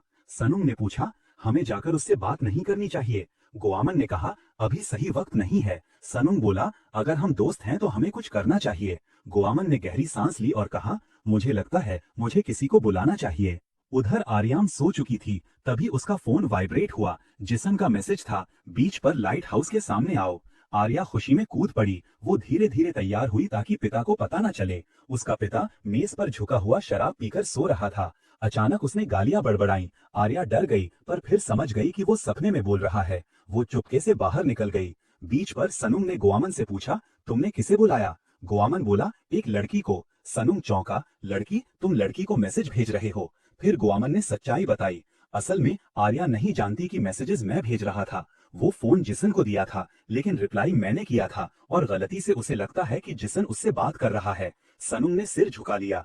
हाँ, मैं उसे पसंद करता था, लेकिन अब मुझे पता है कि मेरी जगह कहाँ है। गोवामन ने उसका कंधा थपथपाया और कहा, फोन अभी वापस कर दे, यही सही काम है। सुनुंग मिन धीरे धीरे चलते हुए जिसन के पास आया, जो अभी भी बेंच पर बैठा समंदर देख रहा था। उसने फोन उसकी तरफ बढ़ाया और सिर झुकाकर माफी मांगी। उसने साफ साफ कबूल किया कि वो कुछ समय से उसके नाम से एक्टिंग कर रहा था, मैसेजेस वही भेज रहा था। उसने ये भी कहा कि अभी जो आखिरी मैसेज गया है वो भी उसी ने भेजा है, और बस एक ही रिक्वेस्ट की कि वो आर्यम को रिजेक्ट ना करे। वो पलट कर जाने लगा और चलते चलते इतना जोड़ दिया कि उन्हें देखकर लगता है कि दोनों साथ में बहुत अच्छे लगते हैं। जिसन ने फोन चेक किया तो देखा आर्यम का मैसेज था कि वो लगभग पहुंच चुकी है। ये पहली बार था जब जिसन को सिचुएशन को लेकर सच में नर्वसनेस महसूस हुई। इसी बीच अरी दौड़ती हुई वहां पहुंची अपने पसंदीदा लड़के से मिलने। दूर छुपकर देख रहे गोमान ने उसे देखा तो दंग रह गया। उसे लगा लड़की सच में बहुत खूबसूरत है। गोमान धीरे से बोला कि दोनों साथ में बहुत अच्छे लग रहे हैं। वहीं सुनुंग के मन में बस यही बात घूम रही थी कि उसने अपने सपनों की लड़की किसी और के हाथों में जाते देख दी है। गोमान ने कहा कि अब देर हो रही है, उन्हें निकल जाना चाहिए। उसने सुनुंग को अपने घर रुकने और रात भर वीडियो गेम खेलने के लिए बुला लिया। दोनों वहां से चले गए ताकि इन दोनों को अकेला छोड़ सकें। अब वहां सिर्फ दो चीजें बची थीं, समंदर की आवाज और इन दोनों के बीच की खामोशी। अरी ने फोन निकाला और मैसेज टाइप किया कि उसे ये मैसेज पाकर सरप्राइज हुआ। वो उसके जवाब का इंतजार करने लगी। जिसन ने रिप्लाई किया कि वो उसी के बारे में सोच रहा था। वो बात आगे बढ़ाने के लिए लहरों की आवाज की बात करने लगी, लेकिन जिसन ने बस एक छोटा सा इमोजी भेजा। उसने पूछा कि क्या वो यहाँ अक्सर आता है। उसने लिखा, ये उसकी पहली बार है। फिर जिसन ने पूछा कि वो आम तौर पर कितने बजे सोती है। अरी ने लिखा 10 बजे, और ये भी कि वो तो सो ही रही थी तभी उसका मैसेज आया। जिसन उठकर खड़ा हुआ और बोला कि वो उसे घर तक छोड़ देगा, लेकिन अरी ने उसका हाथ पकड़ लिया और लिखा कि वो घर नहीं जाना चाहती। वो ना तो मना कर पाया, ना ही कुछ और कहा, बस उसके फैसले को चुपचाप मान लिया। वो सोडा मशीन तक गया, दोनों के लिए ड्रिंक निकाले। अरी ने धन्यवाद कहा। जिसन ने पूछा, तुम घर वापस क्यों नहीं जाना चाहती? लड़की ने धीरे धीरे सच बोला कि उसका घर उसे किसी कैदखाने जैसा लगता है। उसने लिखा कि उसे आज का उसका मैसेज पढ़कर सच में बहुत हैरानी हुई। उसे याद आया कि पिछले बार भी उसने सिर्फ गुड नाइट भेजा था, वो भी अचानक से। वो पिछले वाले मैसेज को भी याद करते हुए बोली कि उस दिन उसका दिन बहुत खराब था, और वो छोटा सा गुड नाइट उसके लिए जैसे एक छोटी सी हिम्मत बन गया कि थोड़ा और सह लो। उसने माना कि वो उस पल के लिए बहुत शुक्रगुजार थी। जिसन ने गुड नाइट वाले मैसेज को भी अपना मानकर कंफर्म कर दिया। हालांकि वो जानता था कि वो असल में सुनुंग ने भेजा था, पर उसने ये सच बताने का फैसला नहीं किया। फिर अरी ने सीधा सवाल पूछा, तुम बोलते क्यों नहीं हो? ये पढ़ते ही जिसन के दिमाग में पुरानी यादें साफ साफ उभर आईं। उसकी एक्स के साथ का वो टूटा हुआ रिश्ता, वो जगह जहां वो उसे छोड़ने वाली थी। उसने खुद को ठंडा दिखाने के लिए ब्रेकअप की लाइंस कई बार प्रैक्टिस की थी, ताकि वो बिना हिले डुले, बिना भावना दिखाए उसे छोड़ सके। लेकिन जब सिक्योरिटी गार्ड्स ने जिसन को पीछे रोक दिया था और वो दूर से उसकी ओर हाथ बढ़ा रहा था, तभी वो दौड़ती हुई वापस आई और जोर से उसे गले लगा लिया। उसने रोते हुए बोला कि उसने ये ब्रेकअप वाली बात कई बार इमेजिन की थी ताकि वो ठंडी रह सके, पर अब सामने देखकर वो ऐसा नहीं कर पा रही। उसने कहा कि वो उसे कभी नहीं छोड़ेगी, चाहे उसकी अपनी जान चली जाए, और उससे पूछा, अब मैं क्या करूं? जिसन ने उसे यकीन दिलाया कि चाहे जो हो वो हमेशा उसके साथ रहेगा। उसे रोने से मना किया और कहा कि सब ठीक हो जाएगा। ऊपर उसी बिल्डिंग की छत पर गो बोंगान, जो बोंगान एंटरटेनमेंट का सीईओ था, ये सब देख रहा था, जैसे किसी सीन का डायरेक्टर हो। वर्तमान में लौटकर जिसन ने अरी को जवाब लिखा कि इंसान के शब्द कभी कभी दिल के बिल्कुल अंदर तक घुस जाते हैं और सब कुछ रोक देते हैं। अरी ने ये पढ़कर थोड़ा सोच कर लिखा कि ये बात काफी गहरी लगती है। उसने माना कि उसे नहीं पता उसके अंदर क्या चल रहा है, लेकिन इतना जरूर लगा कि उसकी वजह शायद उससे कहीं ज्यादा भारी और जटिल है। जिसन ने फिर पूछा, तुम खुद क्यों नहीं बोलती? वो बहुत शांत होकर लिखती है कि वजह बहुत सिंपल है। उसे लगता है उसके मुंह से निकलने वाले शब्द उसके पिता की तरह गंदे हैं। उसे महसूस होता है कि उसके पिता का बोलने का तरीका उसके अंदर भी बस गया है, इसलिए उसने बोलना ही छोड़ दिया। फिर खुद ही मानती है कि ये वजह खुद में ही बेवकूफी है, पर फिर भी उसके लिए बहुत रियल है। जिसन ने उसे बीच पर टहलने के लिए इनवाइट किया। सैटरडे की रात थी, इलाका काफी भरा हुआ था, लोग घूम रहे थे, म्यूजिक, दुकानें, रोशनी, सब कुछ चल रहा था। जैसे ही वे एक बार के सामने से गुजरे, अंदर झगड़ा शुरू हो गया। कुछ बड़े लड़के एक कम उम्र दिखने वाले लड़के को चिढ़ा रहे थे कि वो यहाँ शराब क्यों पी रहा है। वो बेफिक्री से बोला कि वो उम्र से बड़ा दिखता है, इसलिए आराम से पी सकता है। लड़का था कैंग डोयल, वही गैंग लीडर जिसने जिसन को अपनी तरफ खींचने की कोशिश की थी। वो बस शांति से बैठकर पीना चाहता था। किसी ने ताना मारा कि उसका चमचा कहाँ है और वो अकेला क्यों आया है। उसने जवाब दिया कि छुट्टियों में वो अपने बच्चों को आराम देने आया है, उसे अकेले रहना आसान लगता है। उधर से उन्हें बोले वाला आदमी बोला कि तुरंत बार से निकल जाओ, निकलोगे नहीं तो नतीजा बुरा होगा। डोयल ने हल्के ताने में कहा, क्या देसी हाई के सीनियर्स ने तुम्हें इतना परेशान किया कि तुम अभी तक गुस्से में जल रहे हो? उन्होंने उसे नीचा समझा, पेटी कहा। एक ने गुस्से में मेज पर रखी सब चीजें जमीन पर पटक दी। माहौल साफ बता रहा था कि अब लड़ाई तय है। डोयल उठ खड़ा हुआ और मेज को ही लात मारकर उनकी तरफ पलट दिया। बोला कि पहली बात, वो कभी पिटाई से डरने वाला नहीं रहा। एक पर एक मुक्कों की लड़ाई शुरू हो गई।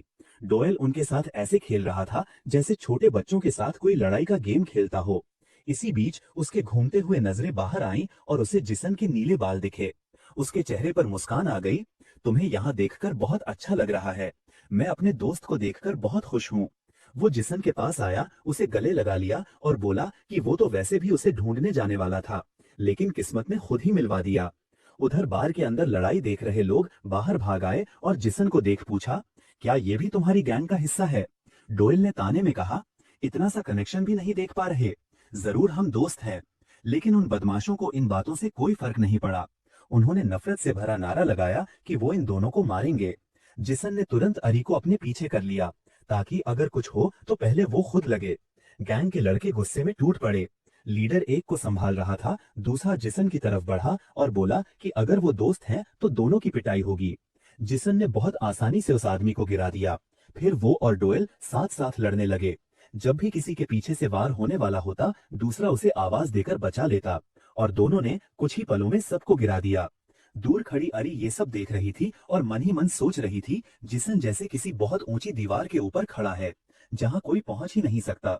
लेकिन कभी कभी वो उस दीवार से नीचे उतरकर किसी की मदद के लिए हाथ बढ़ा देता है। वो बाहर से कितना ठंडा लगता है, लेकिन भीतर से वैसा बिल्कुल नहीं है। बाकी सब सिर्फ अपने लिए लड़ते हैं, लेकिन जिसन जैसे किसी बहुत गहरी, बहुत हताश लड़ाई के लिए फाइट कर रहा है, कुछ ऐसा जो उसकी खुद की मर्जी से भी ऊपर है। तभी पीछे से एक आदमी ने चाकू निकाल लिया और चुपके से जिसन की तरफ बढ़ा। इतना पास आ चुका था कि एक कदम में वार कर सकता था।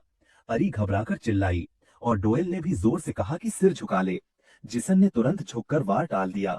उसी समय डोयल ने हवा में उड़ती किक उस आदमी के चेहरे पर मारी और गाली देते हुए बोला कि दो लोगों से लड़ने में भी हथियार उठाना उसी की औकात बता रहा है। कमजोर लोग ही ऐसे टाइम में हथियार निकालते हैं। कुछ ही पलों में दोनों ने सबको गिरा दिया। फिर डोयल ने हंसते हुए कहा, तुम्हें नहीं लगता हम दोनों की जोड़ी कमाल की है? देखा कैसे सबको साफ कर दिया। लेकिन जिसन की नजर अरी पर गई। उसकी आंखों में आंसू भरे हुए थे। डोयल ने सोचा वो डर गया है और बोला, किस चीज से डर रहा है? ये तो कुछ भी नहीं था। जवाब में जिसन ने उसे मुंह पर एक साफ मुक्का मारा। वो हक्का बक्का रह गया। ये क्या कर रहे हो तुम? जिसन ने बिना एक शब्द बोले उसके पेट में एक और जोरदार पंच मारा और डोयल वहीं गिर पड़ा। जमीन पर पड़ा वो लड़का हंसते हुए मान गया कि ये पूरा सीन उसी ने सेट किया था, ताकि वो जिसन को सच में लड़ते हुए देख सके। जब जिसन ने उसे यहीं खत्म करने जैसी नजर से देखा तो उसने दोनों हाथ ऊपर उठाकर सरेंडर कर दिया। कहने लगा कि अब वो एक ही साइड में है। वो उससे लड़ना नहीं चाहता, ये बस एक टेस्ट था। और जिसन ने उसे शानदार तरीके से पास कर लिया। फिर डॉयल ने मुस्कुराते हुए जिनसन से कहा कि वो उसका दोस्त बन जाए और उसकी गैंग ज्वाइन कर ले। लेकिन जिनसन ने बिना कुछ बोले पलटकर अरियम के साथ चलना शुरू कर दिया, जैसे उस लड़के का कोई वजूद ही ना हो। डॉयल उनके पीछे पीछे चलते हुए बोला कि दोनों की रात के इस वक्त साथ में मौजूदगी से ही लग रहा है कि उनके बीच काफी नजदीकी है। वो खुद से खुश भी था कि शायद इस पूरी सिचुएशन में उसका भी थोड़ा बहुत रोल बना है। फिर उसने बोला कि चूंकि वो जिनसन का कर्जदार है, इसलिए वो उन्हें बेवजह भटकने नहीं देगा और उन्हें एक ऐसी जगह ले चलेगा जहां दोनों आराम कर सकें। दोनों ने पहले थोड़ा सोचा, फिर आखिरकार उसकी बात मान ली। वो उन्हें कॉमिक बुक लाइब्रेरी लेकर गया। अंदर का अटेंडेंट गहरी नींद में था। डॉयल ने उसे उठाकर बोला कि मेरे नए दोस्तों को सर्व करो। अटेंडेंट उनींदी आंखों से बोला कि उसने पहले कभी ये चेहरे यहाँ नहीं देखे। डॉयल ने हंसते हुए कहा, अरे मेरे नए दोस्त हैं। अटेंडेंट ने चुटकी ली कि उसके दोस्तों का टेस्ट बदल गया है, क्योंकि इस बार दोस्त अच्छे दिखने वाले थे। उसने कहा कि जहां चाहे बैठ जाएं और बोनस में अतिरिक्त टाइम भी दे दिया। जब डॉयल दोनों का रजिस्टर भर रहा था, तभी सीन कट होकर अरी के घर चला गया, जहां उसका पिता नींद से उठ चुका था। वो लड़खड़ाते हुए बाहर आया और नोटिस किया कि घर का दरवाजा खुला है। वो भागकर अरी के कमरे में गया। कमरा खाली था। फिर उसने पूरे घर में उसे खोजा, लेकिन लड़की कहीं नहीं मिली। उसकी बेचैनी बढ़ती जा रही थी। इस बीच लाइब्रेरी में डॉयल बोला कि ये उसका सीक्रेट हाइडआउट है, जहां वो आराम करने आता है। वो बोला कि आज वो उन्हें 2 स्पेशल परमिशंस देगा, जो कि वो कभी किसी को नहीं देता। अब मेरा कर्ज पूरा हो गया, उसने कहा। आराम से बैठो और कोई मैनवा पढ़ो। वो एक कोने में पड़ा और कुछ ही सेकंड में खर्राटे मारने लगा। चुपचाप बैठे जिनसन ने अरी को मैसेज भेजा, क्या तुम्हें डर लग रहा है?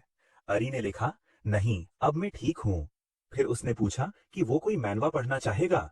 जिनसन ने हाँ में जवाब दिया। दोनों ने मिलकर एक टाइटल चुना और साथ में पढ़ते हुए उनके बीच हल्की सी शर्म, हौले हौले मुस्कान और बहुत सारी खामोशी बनी रही। लेकिन उस खामोशी में अजीब सी वार्मथ थी।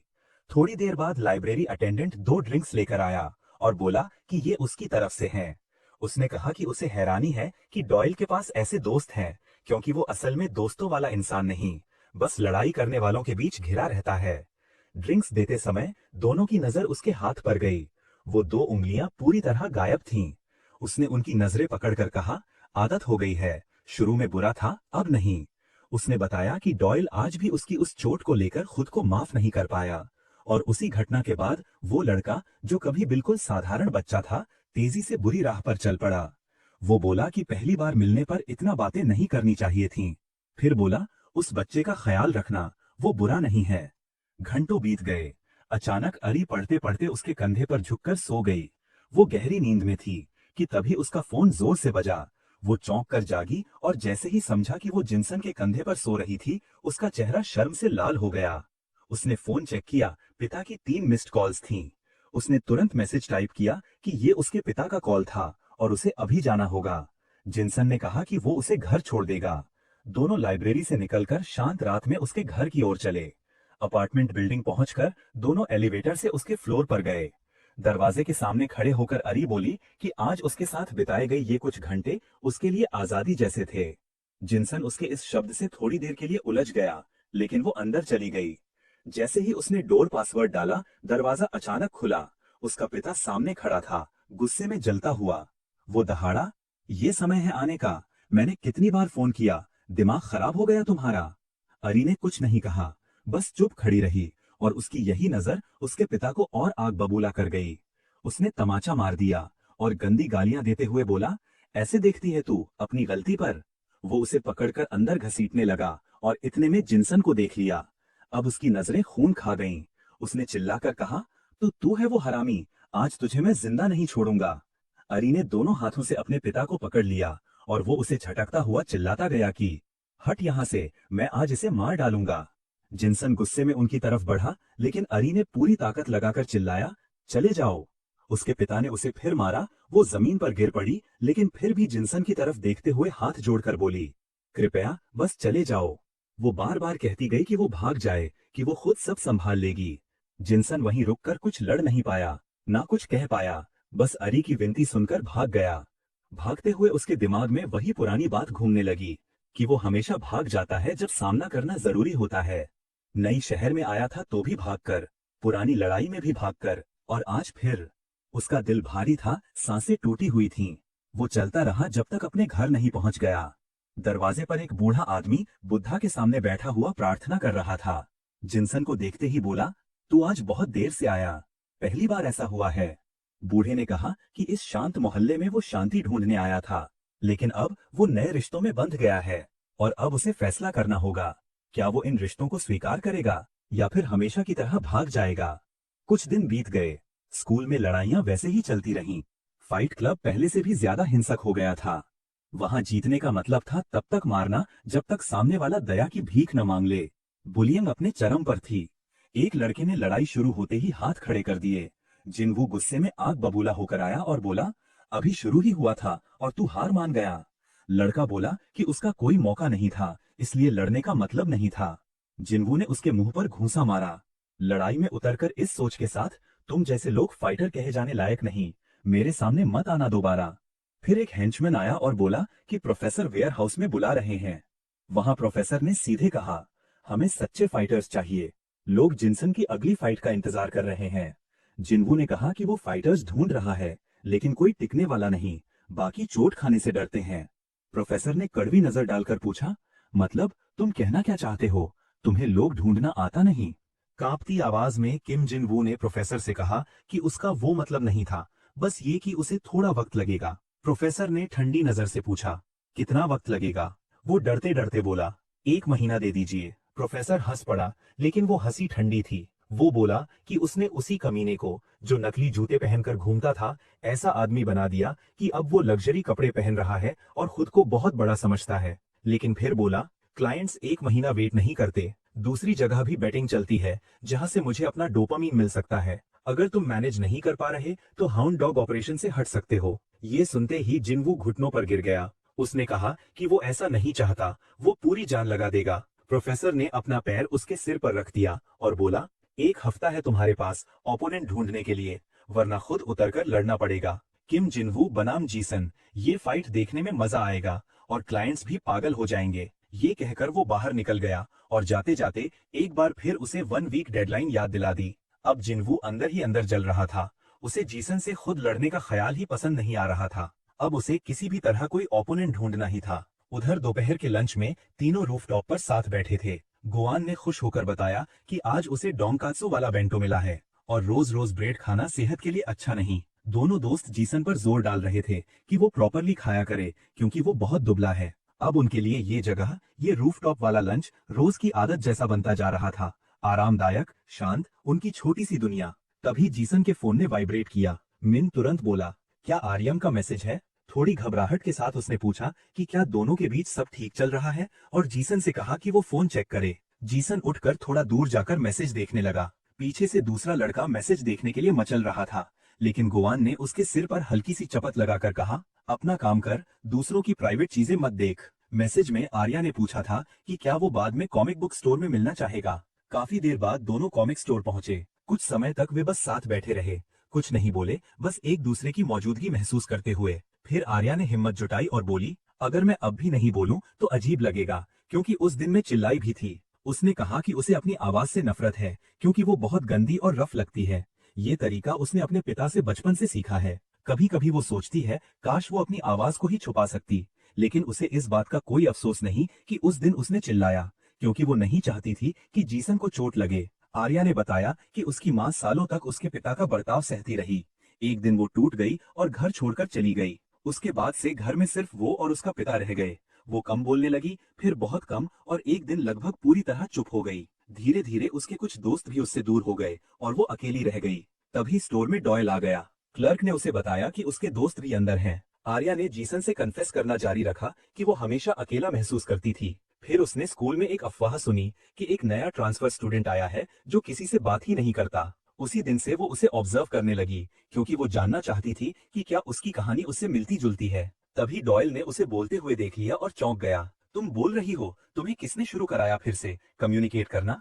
थोड़ी शर्म के साथ आर्या ने समझाया कि वो ऐसी सिचुएशन में थी जहां उसके पास चुप रहने का ऑप्शन ही नहीं था। उसे चिल्लाना पड़ा। वो जानना चाहता था कि वो सिचुएशन क्या थी, लेकिन उसने बस मुस्कुराकर बात घुमा दी। डॉयल ने कहा कि चाहे जो भी हो, उसे ये अच्छा लगा कि वो अब खुलकर बात कर पा रही है। उसने आर्या को बधाई दी कि वो फिर से बोलने लगी। थोड़ी देर के लिए फिर शांति छा गई। फिर डॉयल ने कैजुअली पूछा, वैसे जेस कहाँ है? लेकिन तुरंत बात बदलते हुए बोला, जब सब यहाँ हैं तो डिनर साथ में क्यों ना करें। उसने क्लर्क को भी इनवाइट कर लिया, कहकर कि वैसे भी कोई कस्टमर नहीं है, बस ब्लाइंड्स गिराकर निकल चलते हैं। इसी समय दूसरी तरफ किम जिनवू के अंदर गुस्सा उबल रहा था। वो जेस से लड़ने की पॉसिबिलिटी पर पागल हो रहा था। उसका बल्कि दोस्त बोला, सिर्फ एक हफ्ता देना बहुत ज्यादा है यार, बहुत अनफेयर। गुस्से में किम ने पूछा, तुम लोग किसी बुली को जानते भी हो या नहीं? कोई ओपोनेंट को बताओ। बल्कि लड़के ने कहा कि उसे कोई याद नहीं आ रहा, और अगर वो खुद हार गया तो ये शर्म की बात होगी कि ट्रांसफर स्टूडेंट से पिट गया। लेकिन थोड़ी देर बाद बोला, हाँ एक आदमी है, लेकिन जो उसके साथ उलझेगा वो सीधा मुसीबत में पड़ेगा।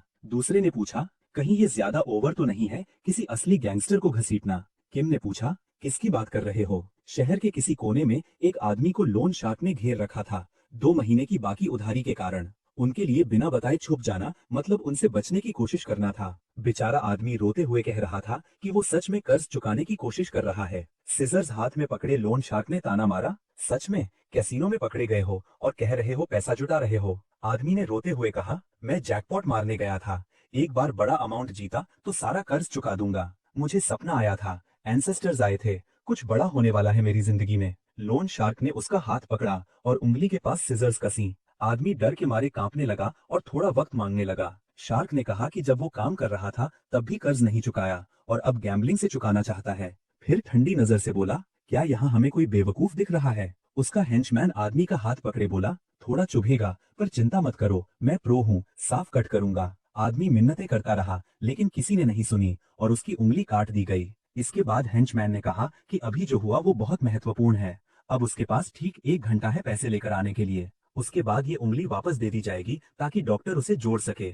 उन्होंने आदमी को भागने के लिए कहा और वो आंसू पोंछते हुए भाग गया। बॉस ने हेंचमैन से पूछा, खुश हो, कलेक्शन में एक और उंगली जोड़ ली? हेंचमैन बोला कि उसे ऐसे लो क्वालिटी उंगलियों में ज्यादा मजा नहीं आता, लेकिन ये बात जरूर है कि बहुत समय बाद उसने इतनी जिंदा फीलिंग महसूस की है। यही आदमी था जिसके बारे में बल्कि दोस्त बात कर रहा था, जंगाई सुनबे, वही जिसने कभी अपने क्लास के उस स्टूडेंट की उंगली काटी थी जो स्कूल बैंड में गिटार बजाता था। उसके दोस्त ने बताया कि ये आदमी पहले ही काफी पागल था। उस इंसिडेंट के बाद जुवेनाइल फैसिलिटी में रहा और अब बाहर आकर पूरा गैंगस्टर बन चुका है। किम जिनवू के चेहरे पर ट्विस्टेड खुशी आ गई। उसने पूछा, क्या उससे मिलने का कोई तरीका है? बल्कि दोस्त जिसने ये आइडिया दिया था वो भी ये सुनकर हक्का बक्का रह गया कि क्या सच में वो इतने डेंजरस आदमी को बुलाने की सोच रहे हैं। दूसरे लड़के ने उत्साहित होकर कहा, एक तरफ ये पागल सुनवे गैंगस्टर और दूसरी तरफ इनविंसिबल ट्रांसफर स्टूडेंट जीसन, ये फाइट तो लेजेंड बन जाएगी। उसने कहा कि उनके पास चुनने की लग्जरी नहीं है कि वो गैंगस्टर है या किलर, उन्हें बस एक्शन चाहिए। उधर दूसरी तरफ चारों दोस्त डिनर के लिए बाहर निकले थे। हंग ने शिकायत की कि उसे बाहर निकलना अच्छा नहीं लगता। डॉयल ने ताना मारा, तू रोज मैनवा शॉप में सड़ता नहीं रह सकता। उसने याद दिलाया कि कभी न कभी हंग भी स्टेज पर खड़ा हुआ था। हंग ने बस धीरे से कहा, वो बहुत पुरानी बात है और कहानी यहाँ से और गहरी होने वाली है। आरी ने हौले से बीच में कहा कि हंग का वो सब बस एक फेज था।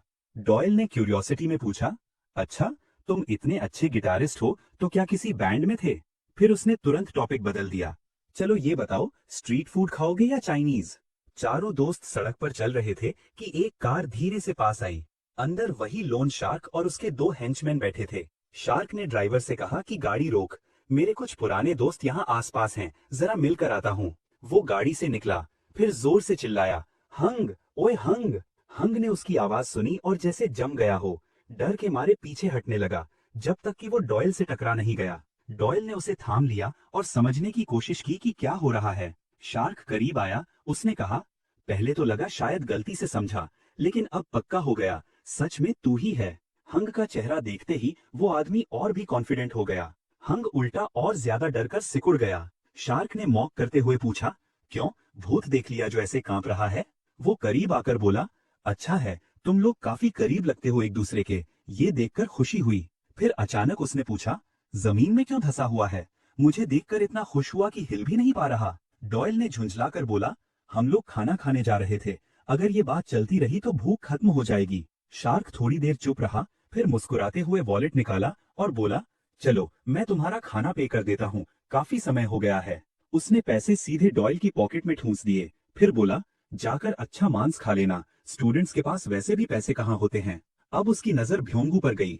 वो बोला, हमारी किस्मत तो खूब मिलती है, तभी तो फिर आमना सामना हो रहा है। उसने जेब में हाथ डाला और कहा, मैं ये खास चीज आज ही लाया हूँ और मुझे लगता है ये तुम्हें चाहिए। बाकी के 2 दोस्तों की सांस अटक गई। शार्क ने भ्योंगू की जेब में छोटा सा पैकेट थमा दिया। वो बोला, इसे अस्पताल ले जाओ, डॉक्टर से कहो उंगली वापस जोड़ने, फिर से गिटार बजा सकोगे। उसकी आवाज अचानक तेज हो गई, कहना कि ये तुम्हारा सपना है, समझे? उधर जिसॉन, नीले बालों वाला लड़का, इस पूरी सीन से मुंह फेर कर खड़ा था। शायद गुस्से को पी रहा था या कुछ याद कर रहा था या बस खुद को रोक रहा था। सीन बदलता है। उसी रात कहीं दूर जिसॉन अपनी पीठ घुमाए खड़ा है। एक आवाज आती है, जिबॉन? वो बूढ़ा आदमी पूछता है, पड़ोस की आदत हो गई? शायद नहीं, अभी नहीं। फिर वो कहता है, शुक्र करो कि लोग तुम्हारे पास आते हैं, तुम जैसे के लिए दोस्त बनाना आसान नहीं होता। ये लोग तुम्हारी खामोशी की बड़ी दीवार पार कर चुके हैं, ये तुम्हारी जर्नी में कीमती लोग बनेंगे। उस रात जिसॉन के चेहरे पर एक बहुत हल्का सा बदलाव आता है, जैसे कोई चिंगारी फ्लिकर हुई हो। वापस वर्तमान में, इस बार जिसॉन ने खुद पहल की। उसने शार्क की कलाई पकड़ ली। शार्क पलटकर मुड़ा, सीधे जिसॉन की आंखों में घुसता हुआ ठंडी आवाज में बोला, कौन हरामखोर है जो माहौल पढ़ना नहीं जानता? जिसॉन ने उसे पकड़ने की कोशिश की, लेकिन शार्क ने ही उसका हाथ पकड़ लिया। वो बोला, इतना घमंड? ये हाथ तो सुंदर है, लेकिन अगर बीच में पड़ा तो उंगलियां भी गायब हो सकती हैं। उसने उसका हाथ झटका और पूछा, समझ आया? जिसॉन एक कदम पीछे हट गया। शार्क ने गाली दी, साले, मुसीबत ढूंढ रहा है क्या? पीछे हॉर्न की आवाज आई तो उसने एक पल सड़क की ओर देखा, फिर भ्योंगू की ओर मुड़ा जो जमीन पर गिर चुका था। शार्क ने मॉक करते हुए पूछा, बिना सपनों की जिंदगी कैसी होती है, हाँ? हंसते हुए बोला, खाना एंजॉय करना, और आराम से चलते हुए चला गया, जैसे अभी जो हुआ वो उसके लिए एक छोटी सी वार्म अप थी। भ्योंगू जमीन पर बैठा कांप रहा था। उसका दोस्त भाग कर आया, हंग, क्या तुम ठीक हो? धीरे धीरे बाकी दोस्त भी पास आए। भ्योंगू उठा और बोला, सब बीता हुआ है, मैं ठीक हूँ। उसने कहा कि वो वापस चलेंगे, कभी और खा लेंगे। रूफटॉप पर डॉयल फूट पड़ा, मैं कुछ नहीं कर पाया, मैं बस जम गया, कुछ भी नहीं बदला। आरी ने पूछा, वो आदमी था कौन? और तब डॉयल ने सारा सच बताया। वो जंग गिटाय है, वही जिसने भ्योंगू हंग की उंगली काटी थी, सिर्फ इसलिए कि हंग ने उसके गंदे काम रोकने की कोशिश की थी। सीन अतीत में चला जाता है। म्यूजिक रूम में गिटाय एक लड़की के गले पर नाइफ रखकर धमका रहा था, चुप रह, नहीं तो यही मार दूंगा। तभी पीछे से भ्योंगू ने उसे पकड़कर चिल्लाया, रुक जा पागल। लेकिन गिटाय और उग्र हो गया। उसने नाइफ से भ्योंगू पर हमला कर दिया। भ्योंगू ने हाथ उठाकर खुद को बचाया, लेकिन नाइफ कट गया। गिटाई चीखते हुए बोला, क्यों बीच में आता है बार बार, क्यों दिमाग खराब करता है मेरा। भ्योंगू ने कांपते हुए कहा, तुम यहाँ के काबिल नहीं हो, ये वो जगह है जहाँ सपने पनपते हैं और तुम उन्हें कुचलते हो। गिटाई और भड़क गया। वो बाहर खड़े स्टूडेंट्स पर चिल्लाया, क्या घूर रहे हो, निकलो, कट कर दूंगा सबको। सब डरकर भागे। उस दिन के बाद गिटाई स्कूल नहीं लौटा। लेकिन सबसे भयानक घटना 2 हफ्ते बाद हुई। एक जोरदार चीख बैंड रूम से गूंजी। दरवाजा खुला और वहां गिटाई प्लायर्स हाथ में लिए खड़ा था। वो बोला, चलो अब बिना सपने की दुनिया देखो। ये वो रात थी जब भ्योंगू की उंगली काटी गई। वर्तमान में जिसॉन ने बताया, उस दिन के बाद उसने स्कूल छोड़ दिया, रिफॉर्मेटरी भेजा गया और आज वो पूरा गैंगस्टर बन चुका है। कड़वी और टूटी हुई आवाज में जियोन ने बताया कि अब वो एक क्रिमिनल ऑर्गेनाइजेशन के लिए लोन शार्किंग करता है और उसकी इस हालत का सबसे बड़ा कारण एक ही आदमी है, जोंग गताई। गुस्से और दर्द से कांपते हुए उसने कहा कि जो इंसान दूसरे के ड्रीम को तोड़ दे, उसे आजाद घूमने का हक नहीं है। ये कहते कहते वो घुटनों पर गिर गया, आंखों से बहते आंसू रोक नहीं पाया। वो बोला, मैंने सोचा था मैं स्ट्रांग बन चुका हूं, लेकिन हकीकत में कुछ भी नहीं बदला। मैं फिर फ्रीज हो गया, बिल्कुल वैसे ही जैसे तब हुआ था। अरियम ने धीरे से पूछा, क्या इसी वजह से तुमने जियोन को ढूंढा? जियोन ने सिर हिलाकर हाँ कहा। उसने बताया कि ओपोनेंट एक गैंगस्टर है और इसी कारण उसने सोचा कि ताकत इकट्ठी करनी होगी। वो बोला, मैं उसे जोर से दबाकर उसके हर किए का हिसाब दूंगा, इसलिए मुझे जियोन चाहिए था। जियोन चुप खड़ा रहा, एकदम स्थिर। कुछ देर बाद जियोन और आर्या सड़क पर साथ साथ चलते रहे। अरियम ने कहा कि वो सब समझती है, लेकिन ये भी सच है कि वो लोग एक गैंगस्टर से उलझने की सोच रहे हैं। उसने पूछा, ये बदला कहीं बहुत खतरनाक तो नहीं? जियोन को डॉयल की वो एक लाइन चुभ गई थी कि जो दूसरे का ड्रीम तोड़ दे वो आजाद नहीं घूमना चाहिए। सीधे सामने देखते हुए जियोन बोला, ये बदला नहीं है, ये जस्टिस है। उधर स्कूल में एक लड़की यन्ना को याद दिलाती है कि उसका बर्थडे आने वाला है। दोस्त पूछती है कि वो पार्टी देगी या नहीं और गुपचुप मुस्कुराकर पूछती है, क्या तुम जियोन को भी इनवाइट करोगी? यन्ना मन ही मन सोचती है कि शायद वो ऑकवर्ड फील करे, लेकिन दोस्त कहती है, बर्थडे पर वो तुम्हें इग्नोर नहीं करेगा। फिर दोस्त खिड़की की तरफ इशारा करती है, देखो वो रहा जियोन अरियम के साथ। स्कूल कोर्टयार्ड में दोनों पास पास चल रहे थे। कुछ लड़के उन्हें देखकर ग्रीट करते हैं। यन्ना के मन में अजीब सी जलन उठती है। वो मुड़ जाती है, मुझे क्यों फर्क पड़ता है। लंच के वक्त कुछ लड़के जियोन को कहते हैं कि उनके लिए स्कूल लंच ले आएं। तभी आर्या दरवाजे पर दिखाई देती है, हाथ में बैग पकड़े। एक लड़का पूछता है, तुम यहाँ क्यों? वो लिखकर बताती है कि वो उनके साथ लंच करना चाहती है। लड़के तुरंत खुश होकर बोलते हैं, बिल्कुल कर सकती हो। एक लड़का हैरान होकर पूछता है, तुमने अभी बोला था क्या? और फिर पूछता है कि लंच क्या उसने खुद बनाया है। अरियम खाना शेयर करती है, सब हड़पने लगते हैं। दूर खड़ी यन्ना उन्हें देखती रहती है, थोड़ी उलझी, थोड़ी परेशान। उधर गाई एक महिला से फोन पर पैसे और डेडलाइन की बात कर रहा था। कॉल खत्म कर वो एक दरवाजे तक आया। उसे दरवाजे पर हाउंड डॉग का बिजनेस कार्ड मिला। अंदर पहुंचते ही उसने बॉस को अपनी वापसी की सूचना दी। कमरे में मौजूद 3 लड़के उसे देखकर विस्पर करते हैं कि वो खतरनाक है। फिर पूछते हैं, क्या एक गैंगस्टर को रिक्रूट करना ठीक रहेगा? दूसरा लड़का कह देता है, क्यों डरना, ऐसे लोग सोसाइटी का कैंसर हैं, कचरा। उसी वक्त पीछे से एक भारी आवाज आई, अभी क्या कहा तुमने? सभी जम गए। लड़का हकलाकर रिपीट करता है, cancer of society, trash. Boss भौचक्का रह गया। वो पूछता है, ये लड़के कौन हैं? उसका आदमी बताता है कि ये लोग गैंगस्टर्स को लेकर बातें कर रहे थे। बॉस चौंक कर पूछता है, क्या ये हमारे बारे में बोल रहे हैं? लड़का फटाफट बोला, नहीं, हम तो छोटे बिजनेस ओनर हैं, टैक्स देते हैं। बॉस ने आंखें तरेरी, फिर तुम्हें इनमें गैंगस्टर जैसा क्या लगा? लड़का जम गया, जवाब नहीं निकाल पाया। गाय आगे आया और कार्ड दिखाकर पूछा, ये चीज तुम्हारी है? लड़के ने तुरंत हाँ कहा और बताया कि वो लोग कार्ड देने ही आए थे। गाय ने पूछा, हाउंड डॉग आखिर है क्या? बॉस ने बीच में कहा कि उसने नाम सुना है और दूसरा आदमी बोला, ये डक का बिजनेस है, गैम्बलिंग वाला। बॉस ने समझाया, फाइट्स पर दांव लगता है और ये लोग ऐसे लड़ाकों को रिक्रूट करते हैं जो उन्हें पैसे दिलाएं। किम जिनवू के चेहरे पर समझ की बिजली गिरी, मतलब मैं एक ऐसे बिजनेस में हूं जिसे गैंगस्टर चला रहे हैं। उधर डॉयल जियोन को मोटरसाइकिल तक बुलाता है और पूछता है, तुम बाइक चला लेते हो? आर्या ने पूछा कि उसे राइड क्यों देना है। डॉयल ने कहा, जिम में टखना मुड़ गया और मुझे कहीं जाना है। फिर मजाक में बोला, चिंता मत करो, तुम्हारा बॉयफ्रेंड वापस ले आऊंगा।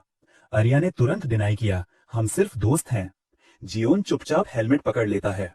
दोनों बाइक पर निकल जाते हैं। राइड करते हुए डॉयल उसे शार्प टर्न पर सावधान करता है, लेकिन जियोन परफेक्ट तरीके से टर्न ले लेता है। डॉयल हैरान, ये कौन है भाई, काउंटर स्टीयरिंग तक करता है। स्पॉट पर पहुंचकर डॉयल झुककर जमीन से एक ईंट उठाता है और उसे ऐसे कान पर लगाता है जैसे फोन पकड़ा हो। वो बोला, अगर जियोन साथ नहीं चलाता तो शायद मैं पीछे हट जाता जैसे पिछली बार हुआ था। वो ब्रेक फोन कान से लगाए खड़ा रहा। फिर बोला, ये मेरा तरीका है, अब और पीछे नहीं हटने का। जियोन समझ गया, ये असल में वॉर डिक्लेरेशन है। डॉयल बोला, उस हरामखोर ने भिंजोंगू को सड़क पर पेशाब करने पर मजबूर कर दिया था। एक बैंड लीडर को गली में उसकी इज्जत मिट्टी में मिला दी थी। उसकी आंखें भर आईं, क्या मैं ये छोड़ दूं? कुछ तो करना पड़ेगा। डॉयल ने उसका जवाब इंतजार करते हुए उसे देखा। उधर दूसरी तरफ गैंगस्टर ऑफिस में बॉस ने कहा, ये जगह। किम ने समझाया कि वो यहाँ इसलिए आया है क्योंकि उसने कई अफवाहें सुनी थीं और सामने खड़े आदमी को उसने तुरंत पहचान लिया, उसका सीनियर जॉन्ग गाई। उसने बताया कि गाई वही है जिसने स्कूल छोड़ दिया था और बाद में गैंगस्टर बन गया। लड़के ने आगे बताया कि वो सब मेन फाइट की तैयारी कर रहे हैं और उन्हें लगा कि इस काम के लिए सबसे सही इंसान गाई ही हो सकता है। गाई ने ठंडी हंसी के साथ पूछा, क्या तुम लोग मुझे बच्चों की फाइट के लिए रिक्रूट करने आए हो? लड़का बोला, ओपोनेंट बहुत स्किल्ड है, उसे हल्के में मत लेना। ये सुनकर पहली बार गाई की आंखों में जेन्युइन इंटरेस्ट आया, जैसे कोई ऐसा प्रतिद्वंद्वी मिल गया हो जो उसके लायक हो। लड़के ने उसे फोन दिखाया, एक ट्रांसफर स्टूडेंट का वीडियो जिसे संभालना बेहद मुश्किल था। नाम बताया, जियोन। वीडियो में जियोन एक ओपोनेंट को साफ पकड़कर मार रहा था। आखिर में उसके चेहरे का क्लोजअप आया। गाई वीडियो देखते ही स्टंट हो गया। उसे याद आ गया, वही लड़का जो डॉयल के साथ था, जिसके खूबसूरत उंगलियां थीं। वर्तमान में लौटकर गाई के बॉस ने सख्त आवाज में कहा, खामखा मत पड़ना इसमें, ये सिर्फ बच्चों की लड़ाई है। गाई ने शांति से हाँ में सिर हिलाया। तभी एक ईंट खिड़की तोड़कर उसके चेहरे के पास से सनसनाती हुई निकल गई। कांच का टुकड़ा उसके गाल पर कट छोड़ गया। गुस्से से उबलकर वो दहाड़ा, कौन हरामजादा था ये? बॉस ने खिड़की पर जाकर चिल्लाया, मरने की तमन्ना है क्या? नीचे सड़क पर एक मोटरसाइकिल तेजी से दूर जा रही थी। गाई टूटे कांच के बीच से उसे जाते देखता रहा, चेहरे पर ठंडी खतरनाक नजर। उधर बाइक चलाते हुए जवान सोच रहा था कि शायद ये प्रोवोकेशन बेवजह थी, लेकिन वो भी महसूस कर रहा था ये हिम्मत जुटाना आसान नहीं था। डॉयल ने कांपते हाथ से जियोन का कंधा पकड़ रखा था। उस डर में एक भारी पहाड़ जैसी मौजूदगी थी। जियोन उस एहसास को बहुत अच्छी तरह जानता था। गाई के फाइट के लिए राजी होने के बाद स्टूडेंट्स ने उसे धन्यवाद दिया और पूरी तैयारी का वादा किया, लेकिन गाई ने अपनी शर्त रख दी, समय और जगह वो खुद तय करेगा, और कहा, अपने सबसे अच्छे लड़ाके को लाना, बाकी कोई नहीं आएगा। जब एक लड़के ने स्कूल जिम का सुझाव दिया तो गाई ने उसे डांट दिया, क्या मैं ऐसा आदमी दिखता हूं कि स्कूल में लड़ाई करूं? सभी ने तुरंत मान लिया कि लोकेशन बदलनी पड़ेगी और ये भी कि गाई बेहद स्ट्रिक्ट है। फिर गाई ने पूछा, क्या तुम लोग कांग डॉयल को जानते हो? लड़के ने बताया, हाँ, दासन इंडस्ट्रियल हाई का बुली है, फर्स्ट ईयर। गाई ने सोचा, क्या वो कमीना इतना बड़ा हो गया है अब? लड़के ने और जानकारी दी, सुना है वो अपना इन्फ्लुएंस फैला रहा है, पर सर, अचानक उसमें दिलचस्पी क्यों? गाई ने तीखी नजर से कहा, उस कमीने को ढूंढो, उसे एक पुराना कर्ज चुकाना है। टेम्पल में जवान कोर्टयार्ड में झाड़ू लगा रहा था। मास्टर आए तो उसने झुककर उनका अभिवादन किया। कुछ देर बाद संगमन आए और बोले कि वो पूजा करने आए हैं, पहली तारीख है और उनकी माँ चाहती थी कि वो मंदिर आएं। संगमन ने जियोन को देखकर पूछा, तुम यहाँ रहते हो? मैंने सोचा था हॉस्टल में हो। फिर उसने अपने दोस्त को मैसेज भेजा, जियोन सबोआम टेम्पल में रहता है, आजा अच्छे खाने के साथ। उधर से रिप्लाई आया, रास्ते में हूँ, खाना ले रहा हूँ। टेम्पल की सीढ़ियां चढ़ता हुआ आदमी चिल्लाया, जियोन। जियोन मुड़ा और उसके पीछे आर्यम खड़ी थी। संगमन बोला, मैंने आर्यम को भी बुला लिया। आर्यम ने हल्का सा सिर हिलाकर पूछा, तुम ठीक हो? शहर के दूसरे कोने में कुछ लड़के स्कूटर के खराब होने पर बहस कर रहे थे कि स्पार्क प्लग है या कॉयल। उसी वक्त गाई हाथ में ब्रास नकल्स पहनते हुए बोला, इतने लोगों के सामने मैं टाइम वेस्ट नहीं करूंगा।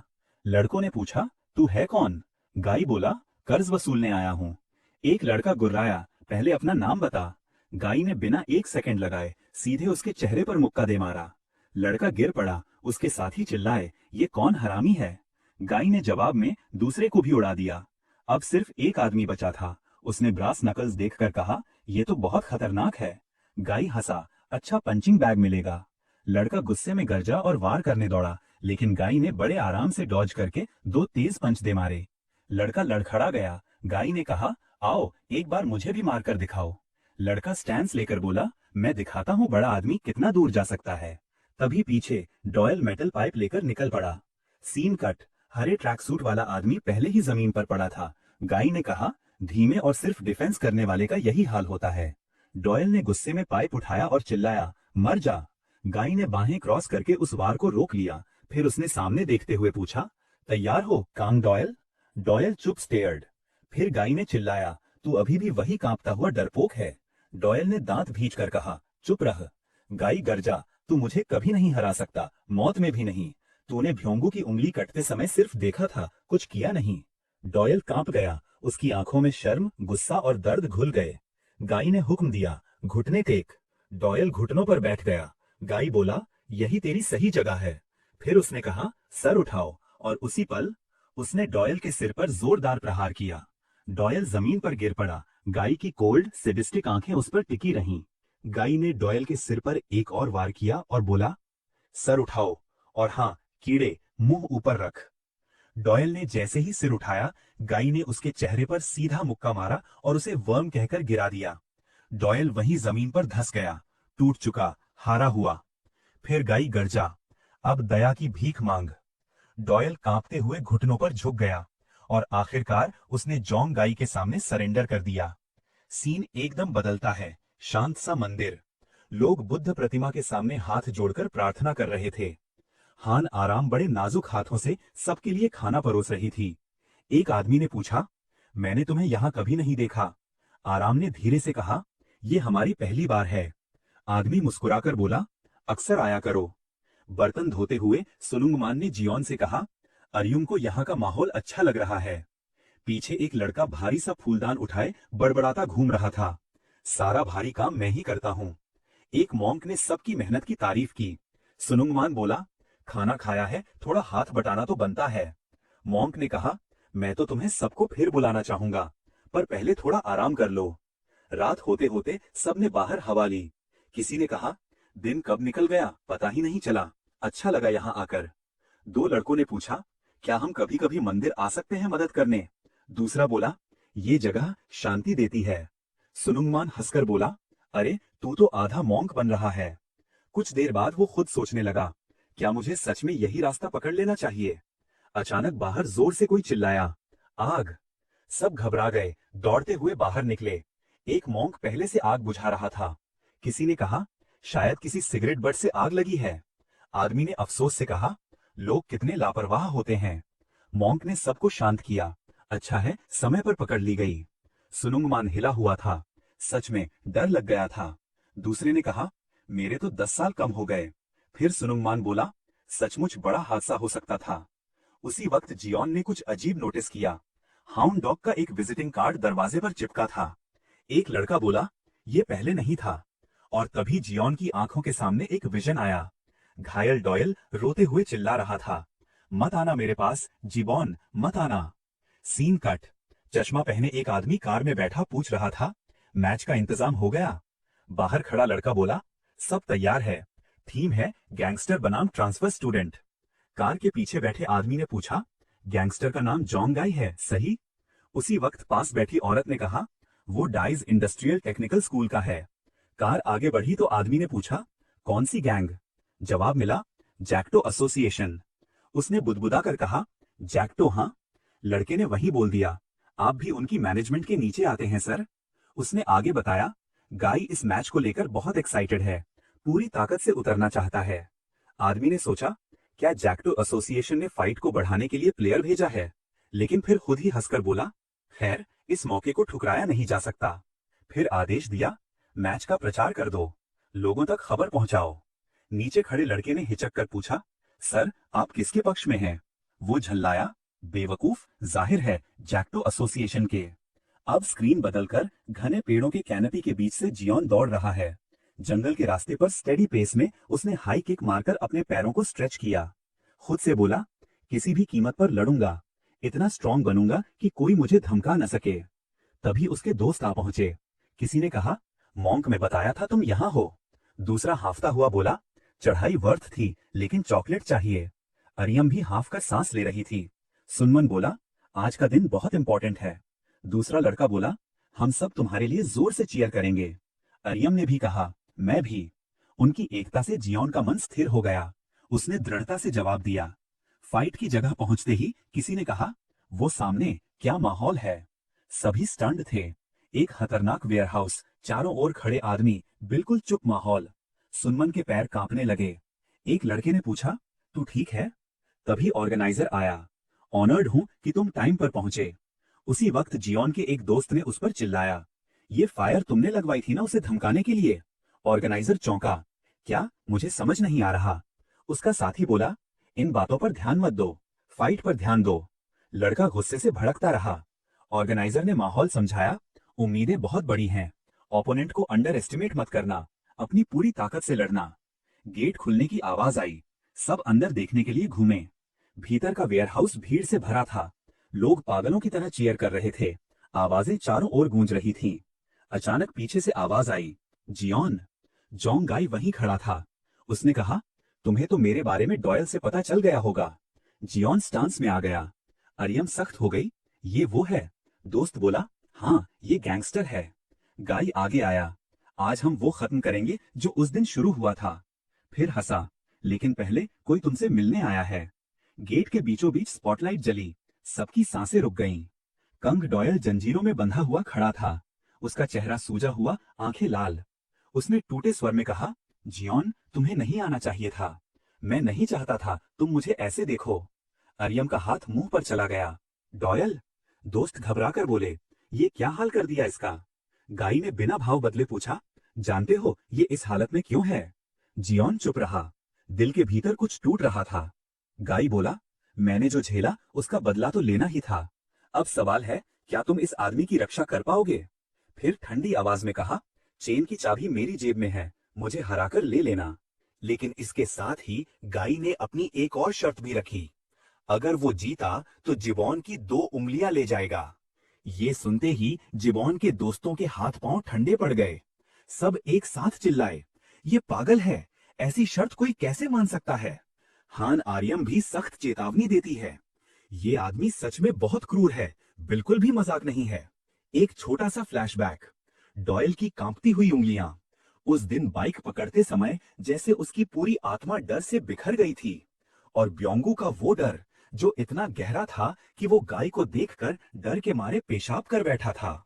वापस वर्तमान में गाय मुस्कुराकर पूछता है, डर रहे हो? जियोन समझ रहा था कि ये आदमी अपने सामने वालों के दिल में खुद डर भर देता है। सब कांपने लगते हैं। लेकिन जियोन ने शांत होकर अपनी जैकेट उतारी। अब और पीछे नहीं हट सकता। दोस्त घबरा कर पूछते हैं, तू सच में लड़ने जा रहा है? जॉन्ग गिटाई और भी चमक उठा। उसकी आंखों में एक्साइटमेंट साफ दिख रही थी। अरीना के बीच खड़े होकर दोनों मुकाबले के लिए तैयार हो गए। भीड़ पागलों की तरह चिल्ला रही थी। जियोन के दोस्त डर में डूबे देख रहे थे। अनाउंसर ने मेगाफोन उठाया, ladies and gentleman, welcome to the most brutal fight of the year. पहले उसने इंट्रोड्यूस किया, अंडरवर्ल्ड का पावर हाउस जॉन्ग गाय। फिर बोला, और सामने वो ट्रांसफर स्टूडेंट जिसने चैंपियन को हराया था, जियोन। भीड़ हुंकार भरती है। काउंटडाउन शुरू। कंट्रोल रूम में चश्मे वाला आदमी 2000 लाइव स्पेक्टेटर्स देखकर बोला, perfect, the stage is ready, खून बहना चाहिए, फाइट शुरू। गाय ने बिना एक पल गवाए आगे बढ़कर जियोन के सिर पर घुटना मारा। जियोन झुका, ब्लॉक किया, फिर किक मारी और दूरी बनाई। भीड़ उत्साह में उबल रही थी।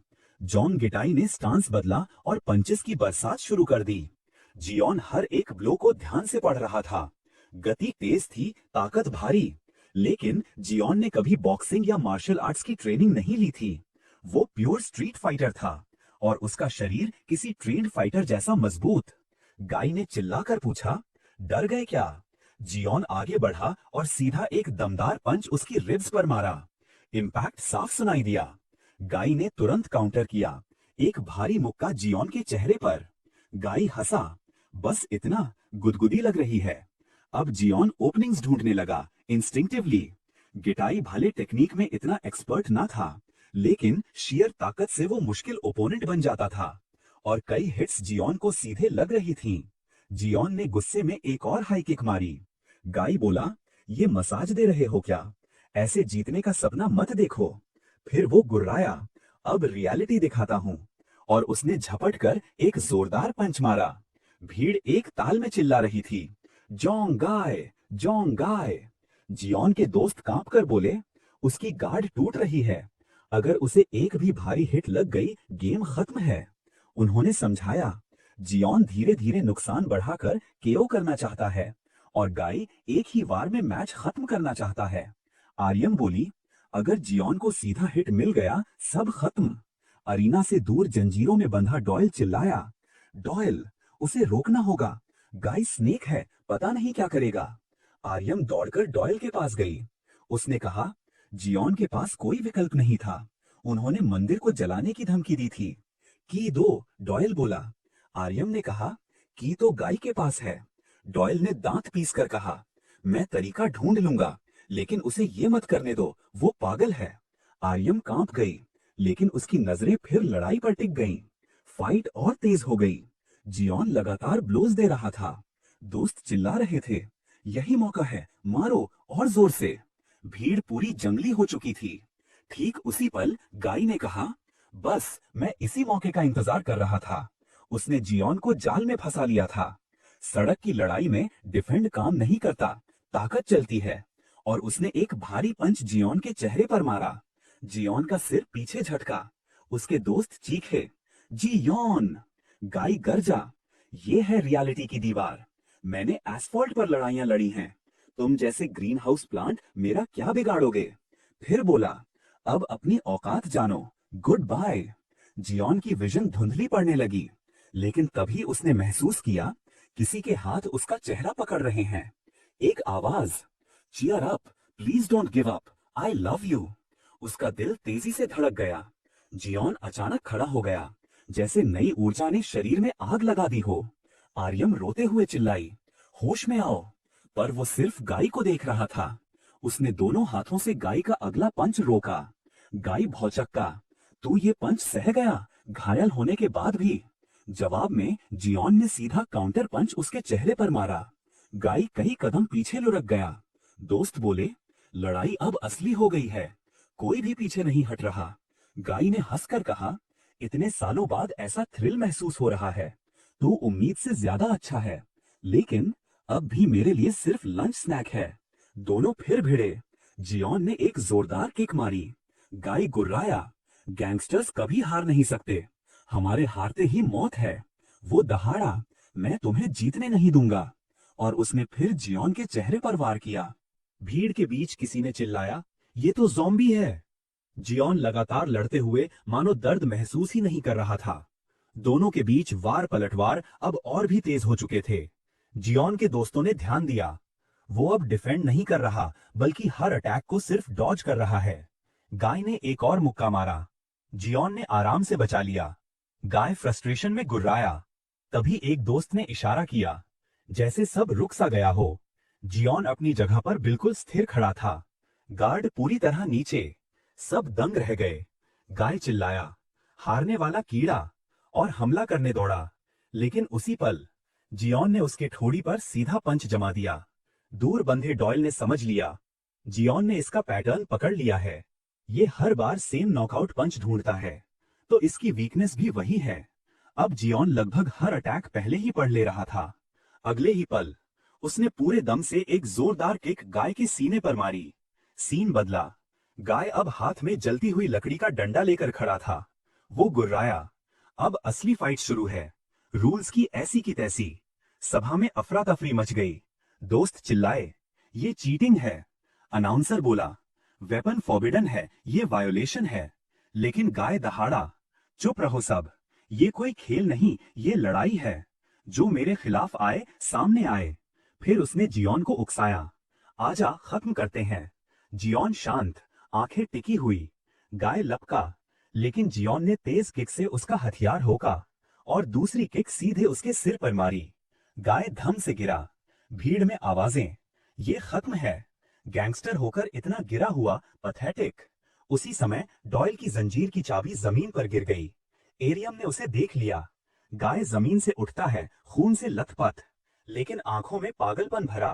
वो दहाड़ता है, जब तक हम में से एक मिट नहीं जाता, ये खत्म नहीं। जियोन फिर दनादन पंचेस मारता है। गाय घुटनों पर आ गिरता है। मैं तुम जैसे नाकाम हारने वाले से नहीं हार सकता। जियोन ठंडे स्वर में बोला, तुम्हें कभी गलत समझा ही नहीं गया। तुम तो बस कमजोरों पर अत्याचार करने वाले आदमी हो। दूसरों के सपने तोड़कर तुमने खुद को ताकतवर समझा, लेकिन असल में तुम कुछ भी नहीं हो। फिर बोला, अब मीडियोक्रिटी में जीना। गाय की आंखें डर से चौड़ी हुईं और उसने अचानक चाकू निकाल लिया। भीड़ हक्की बक्की। चाकू, ये क्या? एक दोस्त चीखा। पीछे देख। गाय दहाड़ा। गैंगस्टर से पीठ मोड़ना मूर्खता है। वो झपट कर जियोन को गिरा देता है, चाकू ऊपर उठाता है। अब तुम्हें खत्म कर दूंगा।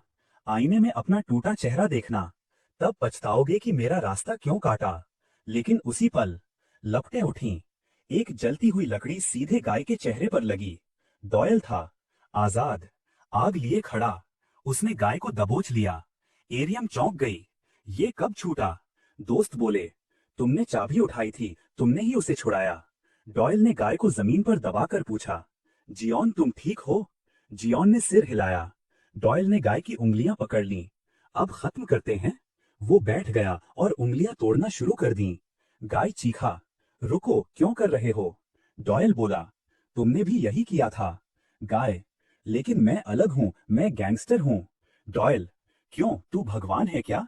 फिर एक और उंगली तोड़ी। गाय चिल्लाया, मेरे सीनियर मुझे मार देंगे।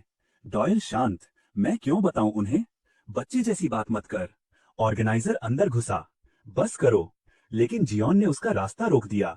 डॉयल ने आखिरी उंगली पकड़ ली। गाय गिड़गिड़ाता रहा, मैं वेटरन हूं, दया करो। डॉयल बोला, अब तो कूड़ा लग रहा है। और उसने आखिरी उंगली भी तोड़ दी। भीड़ दंग, चीखती हुई। लड़ाई ऑफिशियली रद्द। लेकिन गैम्बलर्स बोले, गैंगस्टर ने नियम तोड़ा था, जीत जियोन की है। भीड़ एक स्वर में चिल्लाई, जियोन, जियोन। ऑर्गेनाइजर घूरता रहा, पर ट्रूथ सबके सामने था। ऑफिस में चश्मे वाला आदमी पागल। जियोन ने जोक्टो एसोसिएशन के गैंगस्टर को हराया। अब वो लोग हंसी का पात्र बनेंगे। मेरे पैसे सब गए, सब जीबॉन की गलती। उन्हें नहीं पता था, ये कहानी अब उससे भी गहरी होने वाली है। वेयरहाउस के बाहर एक काली गाड़ी रुकी। गैंगस्टर बॉस अंदर बैठा। ड्राइवर बोला, गाय बाहर आ गया है। बॉस ने आदेश दिया, इंजन बंद कर दो। गाय लड़खड़ाता हुआ उनकी तरफ आया। बॉस, उन्होंने मुझ पर हमला, उन्हें अभी पकड़िए। बॉस उतरा और गाय के सिर पर सीधा पंच मारा, फिर उसे लात मारकर गिरा दिया। गाय जमीन पर रोया, बॉस हेल्प मी। बॉस ने ठंडे गुस्से में कदम बढ़ाए और जोंग गाय पर झुककर बोला, मैंने तुझे साफ साफ चेतावनी नहीं दी थी, स्टूडेंट्स की लड़ाइयों से दूर रहो। जख्मी गाय गले से घुटी हुई आवाजों में कुछ बोलने लगा, जैसे खुद को बचाने की कोशिश कर रहा हो, पर उसके शब्द समझ ही नहीं आ रहे थे। बॉस ने उसकी बात बीच में ही लात मारकर काट दी। सीधा पेट में जोरदार किक। गाय जमीन पर लोटता हुआ माफी मांगता रहा। दूर से जियोन और उसके दोस्त ये सब देख रहे थे। डॉयल ने दांत भींचते हुए धीमे से कहा, ये गैंगस्टर बनने का नाटक करता है, असल में ये कुछ भी नहीं है, बस एक डरपोक। फिर उसने जियोन को देखा और बोला, धन्यवाद, और तुम सबका भी, जो मेरे लिए खड़े हुए। हान अरियम बीच में आई, सबसे पहले मेडिकल अटेंशन चाहिए, ये हालत में तुम घर भी नहीं जा सकते। डॉयल हाथ झटक कर बोला, मैं ठीक हूं, 2 दिन आराम कर लूंगा। फिर वो जियोन की तरफ देखता हुआ चला गया, जैसे पूछ रहा हो, तू साथ है ना? फ्लैशबैक में जियोन के मन की आवाज। वो सोच रहा था, कब वो दिन आएगा कि मैं उसे भूल पाऊंगा।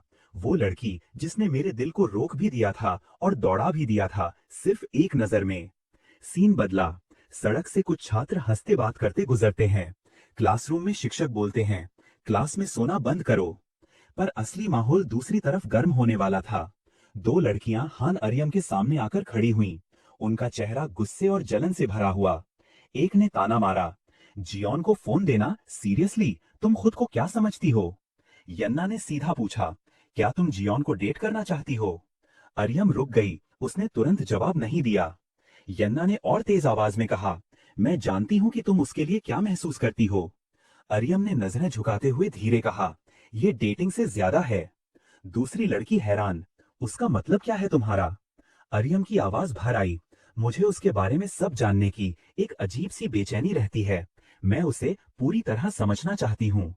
लड़की भड़क गई, मतलब तुम जियोन को फंसा रही हो? फिर याद दिलाया, तुम जानती हो कि यन्ना और जियोन के बीच क्या था? अरियम ने सांस भरकर कहा, हम बस बात कर रहे हैं, बस। पर तभी यन्ना ने एक जोरदार थप्पड़ उसे जड़ दिया। अरियम के चेहरे पर लाल निशान उभर आया। यन्ना ने गरजती आवाज में कहा, ड्रामा बंद करो, जियोन को तुमसे दूर रखूंगी, वो मेरा है। दोनों लड़कियां उसे वहीं अकेला छोड़कर निकल गईं। अरियम ने धीमे से अपने गाल को छुआ और बुदबुदाई, डिसेप्टिव, कम से कम थोड़ी सी पछतावा तो दिखा देती। उसकी आंखें हल्की कांप रही थीं।